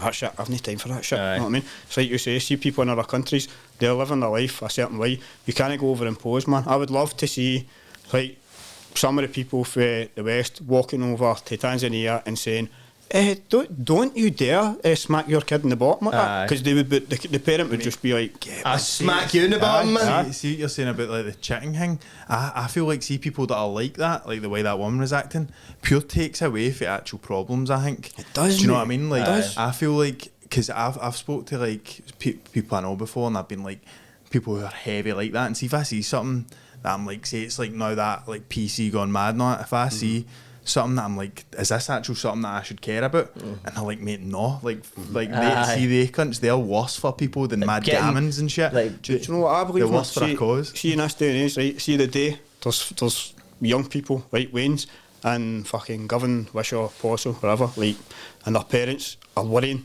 about whether they should eat their dinner or give away in food or go to food banks and stuff like that. And we are actually arguing over the most trivial stuff in society. Like, we are not there yet. You know what I mean? We love to say we are that advanced and privileged that we can have these no, we can't. There's still people starving. Well, like, you are in Bears Den and shit, but no fucking. But what's happening is, I just can't deal with it, man. Like, see this stuff that's coming out about people starting meetings and saying, if you're a white cis male, you need to be quiet because you've had the table for long enough. I'm totally against that, because you can't say we're giving a voice to the world by taking somebody else's voice away. Doesn't work. It's like contradictory to equality. Like, so what do you do? My point is overcorrection. That's called. My point is, what happens in 50 years? Like, so where is the white straight It's this guy in 50 years if he's not got a voice now. Like, he's only changing it, and what you're doing is reversing it and putting yourself in the position of the person that's fucking somebody over. Aye. Whereas People are what still we getting need to do fucked is over, aye. We need to get together and change the whole fucking system for it open up. And I don't mean like go out and tear capitalism apart. I mean how we think and relate to each other. And people should have the respect where they be addressed as how they identify. Like, I'll always believe that, man. I don't have any issue with it. But what I do have issue with is, like, as I say, man, if there's something like food bank usage going up, you know what I mean? Fucking benefits being cut, going back into austerity, man, and people want to argue over other things that are important, but to me, no, as priority. And there's like, you need to sort everything on a lower level before you start worrying about things on a higher level, sort of thing. Aye. But so you just gone back to Tanzania. Obviously, you moved to the more privileged bit of the country. You're getting the West End accent, yeah. So just in terms of, like you said, things tamed down a bit there. Just talk to us about the sort of like last maybe month, 2 months being there, and like how you ended up coming to the decision of like I'm going to go back. So I get a 3-month visa, then I get a month extension, and then I'm going to need to leave, right? So I'm thinking, just go out of the country for a week and come back, maybe something like that. And then obviously the opportunity for this job comes up. One of the things I says to us, I says to them when I was negotiating, I said, this other mob in Arusha are also going to pay for a work visa to keep us here. We'll do that as well, man. I fucking swear to God, right? Typical, like, Tanzania, man. I shows up and I get a bit of paper. Permit to be in the country, right? And then it says the owner of the permit not allowed to work, not allowed to study. And I'm like, what the fuck, man, right? And they're like, it's alright. Aye. It just means we don't need to pay £5,000, but we've paid 600 quid. So my fucking arse is gone, because I'm like, I'm going to get picked up by immigration, and it's a $600 fine straight away. See, if you're a day over your visa, pay $600 or you're not getting it, sort of thing. So all this kind of stuff was worrying us. And it was only for 3 months. 3 months or 6 months it was for. And obviously left the job, you know what I mean? And I was like, so I'm going to need to get home now, so I've not got any money, and then this visa's going on out, and see, for the last, it was about a month between fucking off for that job and coming home. And that whole month, man, I was just terrified that this thing was fake. This bit of fucking paper was fake. And I was like, because they never stamped my passport. So what they do, right, see when they take you on in a company, they don't stamp your passport, because see when they stamp your passport, they can't take a stamp back. So you can just go by, you know what I mean? And then you've got a visa for 3 months, right? So they're trying to be fly about it. So see the trip home, see at the airport immigration, it was fucking horrendous, man. Turned out to be legit, you know what I mean? But it took about 45 minutes to get it cleared. So I've got a photo of this certificate thing on my phone, and I'm like, there it's there. And they're laughing, and they're just like, what? Are you having a laugh? I'm like, look, it's real, like, check, there's numbers on it, can you do something with the number, check the numbers or something? And the woman's just like, no, right, this could be fake, this could be anything, like, you've not got your passport stamped, your visa expired in fucking April. And this is like, Charlie. So big guy comes out, goes away, starts phoning people and all that, fucking comes here, winds us up, you know what I mean, comes over, like, all that shit, man. Oh my God. Poor, I mean, the colour's just draining out his, man. He's like, fuck, you know what I mean? Mate, take a piss right out his, man. But, so that was terrifying. The last wee bit, mate, was chilling and preparing to coming home. So doing a lot of job applications, stuff like that, doing interviews. So the job that I got to know, I done the interview for Tanzania. Aye. My 2 gaffers were like, fucking 3/4 of the interview was like, what you up to? Like, just going to leave you and go to the beach. They're like, but you see the beach, that first time talking to them, I'm like, out the window, not with the let's check this one. Then I'll be in, what's the food like? No, it's fucking no bad. I was talking away, obviously. I knew I was getting the job, man. So as soon as I get back, I get a phone call to start in that job. So the last bit was just kind of winding down and getting myself mentally prepared. Were you glad you were coming back? Aye and no. Aye, because I was really dying to get back. You know what I mean? I was like, I miss the food. I really wanted to see what's outside I know, man. Cold, dark, fucking just Scottish. You know what I mean? Scotland. I was like, I was just missing it. Just missing it so much. I think no having seasons is very weird for you. It's no normal for us. Like, we're used to, like, it's like you can't measure the time of the year properly, and that sounds weird, but like see when you're getting to November, December, and it's still there's it's getting dark now. You're not having it's at dark now in the mornings, isn't it? You're not having mad daft conversations. It's just never there. It's a big shot. When I lived in Australia, our Christmas dinner was a barbecue, Aye. a pool Same party. over there, mate. And It's the was same it? there. Did you have a Christmas dinner? You need to have it outside, aye, because it's roasting, man. Aye, I was so walking that about must Christmas Day in my boxer shorts, straight pissing off his mark, couldn't solid, take it. man, aye. On Christmas Day, I told my partner I was going home. Pure ruined Christmas, man. So I can't do this anymore because it just wasn't Christmas. Aye, it just didn't feel right. Like I think she'd have a ding dong be like a man at the morning, and it was just like. I just felt weird, man. I was like, no, I need to fucking See, get I out of love here. it, man, because I don't like it cold or whatever. Nah, mate. I love it, mate. See, because I think working in sort of the building trade, there's something about the winter where I just love getting up and putting my fucking thermals on. Man. All my pals just take pure slaters. So me up in London, I'd be jumping about the room, man, like fucking one of the wee Nyman guys. And they'd all be pure slagging us, but I'd be roasting all day, you know what I mean, and work. So I loved all that shit, the gloves and that. You were like quite happy you were coming back. Aye. And then I got back and I was just like, fucking get me out of here, man. Well, yeah, right away. I got back, mate. I was like, right, going to buy all the stuff for a fry up, man. Just everything was fucking shite, honestly. That's the truth, man. That's the truth, aye. So do you regret coming back? I ate everything, mate, for about 5 or 6 days before I ate anything that even resembled being satisfying, man. Aye. And it was all stuff I had missed. You know what I mean? Aye, I ate it on, I was like, it's not even as if my taste buds had changed. It was just like, it's actual. I just loved eating shite. Aye. And then over there, you just don't get that option. You know what I mean? I come back and bought like fucking like black pudding, man. So I'm going to munch it full hang. Aye, 2 bits in it, my stomach, man. I was like, it was, you know what I mean? Used to having it, to adjust it. I could just grease everywhere, man. What about even like culturally, like coming back? Because I found it weird that I still do this, right? This is going to sound insane, right? So see in Vietnam, right? They don't stop at the lights, really, right? They just go if they think it's alright. There's no real system with the traffic lights and that. And so what you'll do is, see if you really need to go through a busy bit, you'll like put your hand up like and walk through the traffic. So you're like walking like that through the traffic so that anybody coming from the behind can like, look up and see your arm, so they can like drive round you. So when you're crossing the road in Vietnam, right, might be like lanes and lanes and you'll never get a gap. You need to walk out and they are so used to people walking around it, they'll just go round you. See the way somebody with a bicycle, they're like driving mad, mate, through, and you just need to walk out and they drive round you and shit. But like what you'll do is like, say there was like a left turn, right? So like the driver's coming up this side of me, you'd like put your hand out and like do that kinda, like to be like, oh, I'm crossing here. And mate, see when I go to a road here sometimes, that wee horn creeps out sometimes, mate. I'm like, mate, it is, it's weird that mate, see when I came back from Vietnam, just you're talking about like coming back, I remember I came back, right, and COVID had just hit there because it was like they share a border with China. So I was already in lockdown for like 2 months. And then came back and we got put into lockdown like 2 weeks later, right, here. Yeah. So I come back, right, and everybody in Vietnam is wearing masks, right, everywhere, right. They wear them anyway because of the air pollution, but everybody was wearing them. You couldn't get in anywhere, no shopping centres, no shops without, you had to have a mask on, it was mandatory, like.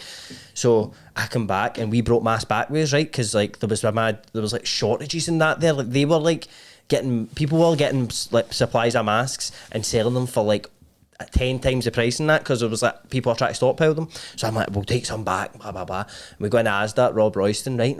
And I was like, I'm putting this mask on, get in here, and Erin was like, no, you're not. And I was like, aye, well, I don't give a fuck about these people. Like, I know how bad COVID is. Yeah. This is at the point when it was like, fuck, like just the start, and people are like, what is going on? Like people were dying. We're like, what the fuck? How are we going to get rid of this? And so I'm like, I don't give a fuck about any of them. I'm wearing it. Like, I don't care about their opinions and that.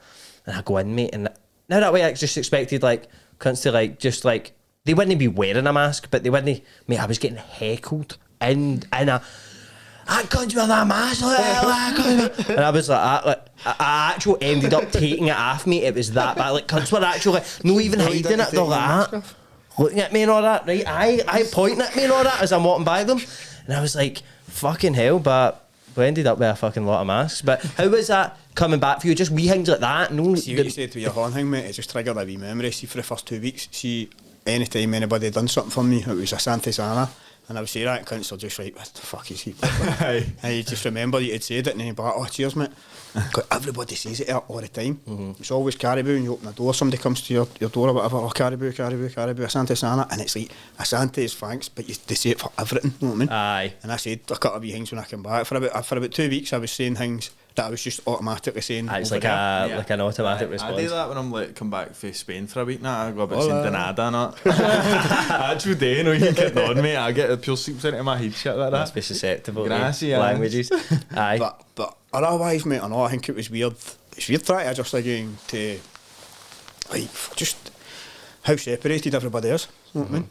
Because like it does feel isolated over here. Like once you go into your gaff or whatever, and then you're sitting down, get into your room, whatever, man, sitting having it. Just everything feels quiet and shit. See over there, you can't get away from what other people are doing.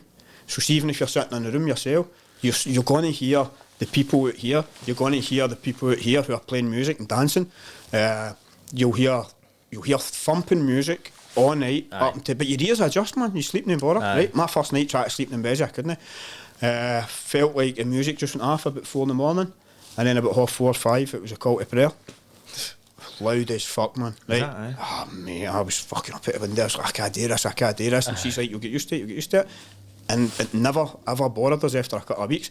But the noise level is insane. So she coming back here and then just sitting and everything being quiet outside. I'm like, what the fuck is heavy odd, and you innit? hear every wee tiny noise, I know. You would hear like a wee creaking and cracking. No, I hate about coming back. I know, and like it's weird. You only notice this when you go away, mate. There's nothing to do at night here. See, if you don't want to like go to a bar and get mad with it, there's not everything's shut. You can't go for a coffee. Like in Vietnam, you could get a coffee till about 2 in the morning, 3 in the morning. Just a woman just making coffee. Here, like same. You can't go and date. There's nothing. Everything's shuts and everything's off. And apart from like fucking bars. There's nothing to just go and sit and just chill and get juice or that at like 11 at night. Do you know what I mean? It's weird. It's dead quiet about here. See in Tanzania, mate, right?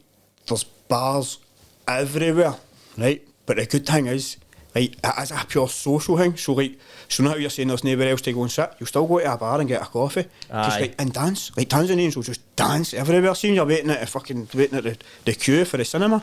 Like, can't you just be dancing? Dancing everywhere, man. Everywhere, mate. That's like the Tanzanian checking your phone sort of thing. Just people moving, doing a wee thing, but then somebody else will join in. It's like, what the fuck's going on? It's brilliant, man. It's amazing. But that's what they'll do. So people will go out and they'll drink and stay out. And see you go out and you stay out till 6 in the morning out here and you're like, oh, what a night, and all that. Like, they'll laugh at you because like 6 in the morning standard. They'll go out on a Wednesday. I couldn't do it. I couldn't adjust. So I would go out with my partner. Say we go out 7, 8 o'clock, go out for dinner and all that. Get to about 12 o'clock. I'd be like, right, I need to get home. You know what I mean? Phone her at 2, 3 o'clock. There's no like out partying. They're just out socialising. And then the sun's up. They're coming back in at 6 in the morning. People are going back to their work. Nothing happens on time. You know what I mean? So cunts will be like, no, I'll make my work. I start at 8. And you're like, no, you'll be getting at 10:30. But they don't even see that as being late. It's just like, I'm here. Mate, that'll be like a Wednesday. Me, and I thought, mate, it's fucking... If you're a nocturnal person, you're right staying up at night, it's the country for you. You could just go out at night, man, and you just socialise at 3 in the morning. Was there anything, like, when you came back, right? I'm just trying to compare it to my time coming back from Vietnam. Was there anything that, like, the way people act, was it hard to get used to, like, but the way you would have a laugh about certain things, or like the way like certain things they do? Because see, when I came back, right, see, I think this is maybe like a kind of Asian thing all round, but in Vietnam, right, see if somebody holds a door open for you, or like you hold a door open for somebody, they won't say thanks, right? But it's no that they're rude, it's just no in there. They just don't do that in their culture. It's like, all right, you held the door open, like it's no like a, oh, thanks so much, and like, oh, this sort of like fake kindness on it. They just don't do it, right? And like nobody will walk by you in the street and go, hiya, or just like a wee, like nobody looks at you, they're just looking, or they just stare right at you and don't say anything, right? So when I came back, right, I was like out a walk in the park, like obviously it was lockdown and that, and I'm out in the park and a woman's like that to me, hiya, and I'm like that. Fucked you. I was like, all right, and I walked away and I was like, who the fuck's that? And all that, and I was like, oh, people just say hi here. They just say, and as well, like, I get pure nostalgic about this. Like, see how if I'm ever in like a supermarket or something, or like, and I hold a door open for like an Asian family and they don't say anything to me, I'm like, because I'm like, I know everybody here would be like, fucking so rude. Woman never even said anything to me. I fucking know the whole family came through, but I know, so I'm like, Asia. You got your fix. Your I'm up here. But I mean, I pure have like mad. See, I've been away that long. How long you been back? For July, mate. I think so. That's a few months now. Aye, so like, I've been away for years now, right? So now I'm at the point. See, when I see people in Vietnam and that, I'm like, oh, I'm dying to go back. Are you still at the stage you're like glad to be back here, or? No, mate. It's okay. After a couple of days, I was like, I'm getting back. Aye, I'm fucking out of here. Aye. It's just the only thing that's keeping us is like to say, like my family, my old man, and I missed an awful lot. You know what I mean? Mm-hmm. But if you say to us, like, you're a ticket for Tanzania tomorrow, bye. Well, we've got here. So it's amazing. What would you say it's like? Maybe how would you rank it in the place you've been in the world? Oof. See, the thing is, because Thailand was my first Mad trip. right, just a pure weird foreign land. It was so good that I don't think anything will ever beat it. Aye. I know my partner will be watching this pure cuss at me. But I don't give a fuck. Thailand was amazing. But Tanzania, if you ask me where I was wanting to go and stay for the rest of my life, it would be Tanzania. Aye. There's just something better about it. 'Cause like you say, there's something about an Asian culture and all, but it's just different. It's different. You don't get that. See that in Tanzania, mate. You don't get that shit. Like, you'll be sitting in Tanzania, you just feel somebody looking at you. You turn around, there'll just be like somebody staring at you and smiling. And they just die to talk to you. I used to get it in work all the times. I'd be under pressure trying to sort of shit with spare parts. And there was one boy that used to just come in, he would just sit and smile. Until I acknowledged him, and they'd go, how you doing, boss? And you'd be like, no bad, what'd you get up to last night? And he's like, just listen to music. I found this really good song. Just listen to music all night. Aye. And it's just like pure big grin, so happy. And you didn't so happy. and you didn't have any gear. but it was all night. How did you take that? Just on pure joy. On happiness. What is that? That's that. I would say that would sum up most of the Tanzanian people I met. They're just so like extroverted, man. Aye, really, aye. They just want it's got to be out. It's like, why are you sitting there like a thought in your head? Like, get out of there, man. Let's talk about this shit. None of them have any filter. I fucking love these. No, that's what I'm saying. They'll tell you. They'll just tell you, man. Like, oh, you're fat. Oh, like, how'd that happen? You'd be like, fuck. Like, my missus, obviously, she's grown up in a European context. So she's been growing up with the same sort of mannerisms and norms that is in Europe. So it's like, no, you don't say to somebody, you're fat. You know what I mean? They're not even saying Tanzania, oh, you're looking a wee bit podgy, right? And it's like, ketambe, which means your belly, right? So everybody would go like ketambe, you know what I mean? And they just love it, but they'll tell you the opposite as well. So like, when I went there, I was fucking heavy, you know what I mean? Heavy as fuck. After about 6 weeks, man, because I was just going out jogging in the morning. As I say, everything's bottled water, so you get the big massive bottles of water. I'm running about with one each other at 6 in the morning before the mosquitoes can get me. You know what I mean? And lost a fair bit of weight. Her mom was just constantly refers to how your physical appearance. She hates your beard, man. She's like, you started. At first, it was like, you're starting to look like an Arab man. And then it was just every time I seen her, it was just like, fucking shave that. Basically, you need to get rid of that beard and all that. I'm fucking getting rid of any fucking beard. And they tell my missus all the time, man. And actually, even see the guards in the house where in Masaki, the apartment. Last time my partner coming home, she walked through the door and she's like, you never believe the guards stopped her. And the first thing he says to her after like 2 months was, what happened to you?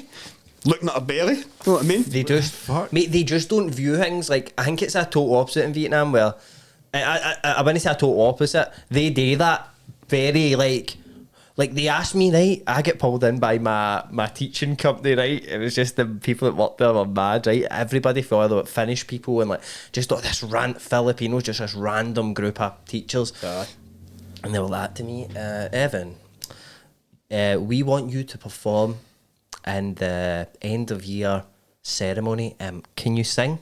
And I'm like, no. And they're like, you can sing, you're handsome. And I'm like, what? And they're like, you're handsome, you can sing. they're like, do you know song R. Kelly, I Believe I Can Fly? Right? And I'm like, you want me to go on a stage and sing that? They're like, all the teachers and the principals will be there, and it'll be. And I said,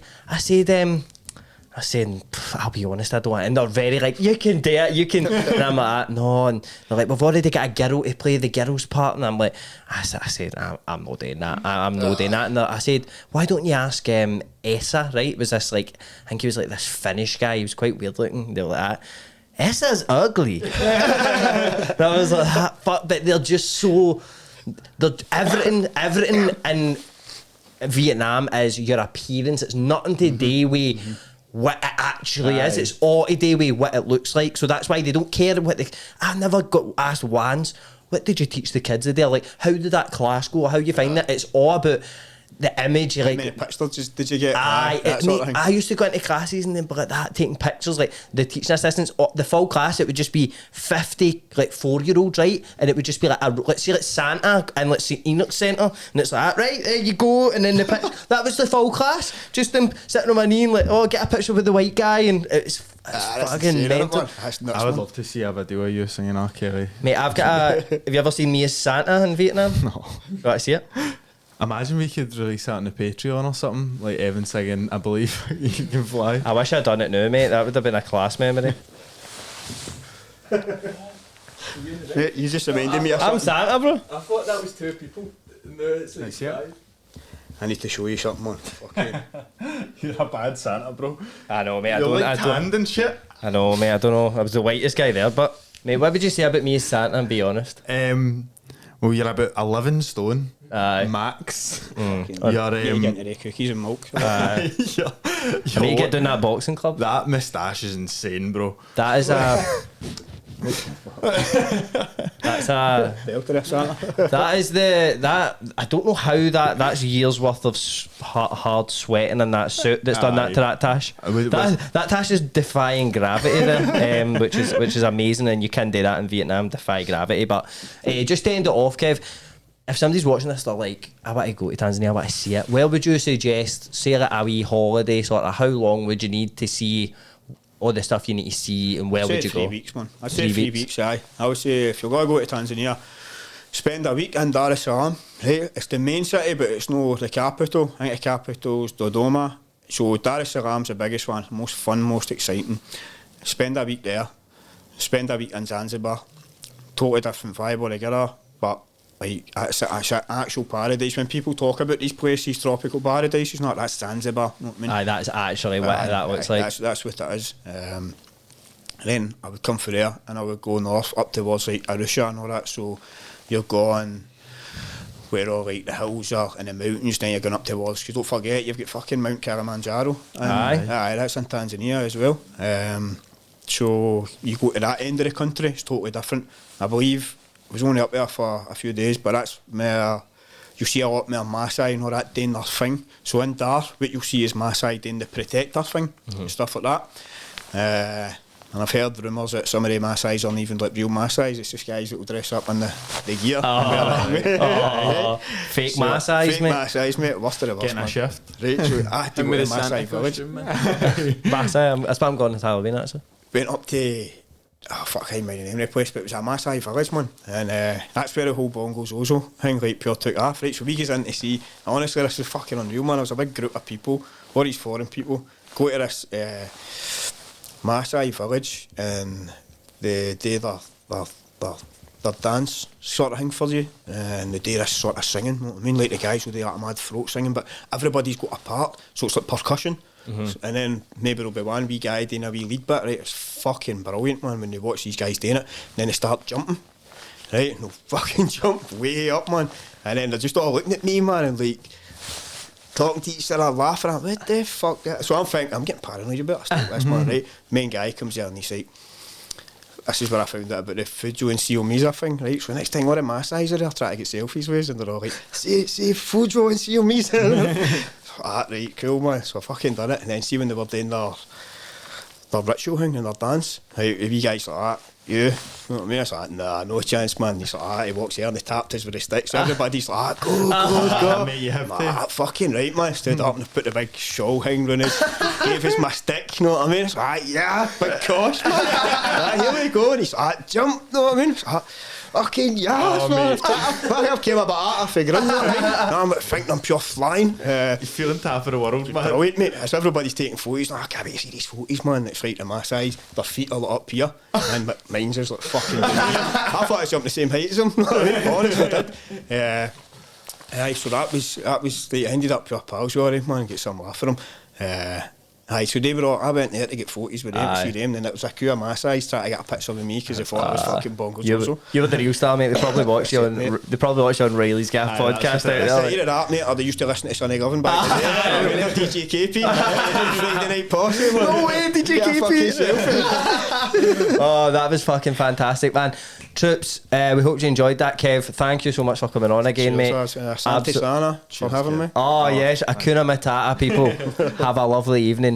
Thanks for watching, Troops. Cheers. Before you go, Troops, my pal Cara is actually cycling from Amboseli to Mombasa in Kenya. So it's like 100 kilometres a day she's cycling, and it's to raise money for child.org to help kids in Kenya. So we'll put the link down in the description, just whatever you can give or all you can give. Evan, give everything, or you are extremely racist and ungrateful. You hate and you want young children to die, which is not a good thing to have in your CV, guys. Right? So just switch your wages over to Cara's child.org page. It'll be down in the description. Cheers. You made it to the end of the video. I'm afraid that's it done. Your day can only go downhill from here, I'm afraid, unless you go over to the Patreon. Now, we've got 20 hours of extra content there to cure your boredom. We've got a lot of deep frieds, a lot of behind the scenes stuff, so it's a lot of stuff you've not seen before. So if you want more Reilly's Gaff, even more, then head over to www.patreon.com/Reilly's Gaff. The link's in the description if you want to go there and support us. It would mean the world to us. Thank you, team. Put the feet up, kick back and relaxing your best. No, I'm sitting on Reilly's Gaff and I'm sitting on back in the pad. Get deep fried and I smoke some packs of the grass. Put the feet up, kick back and relaxing your best. No, I'm sitting on Reilly's Gaff.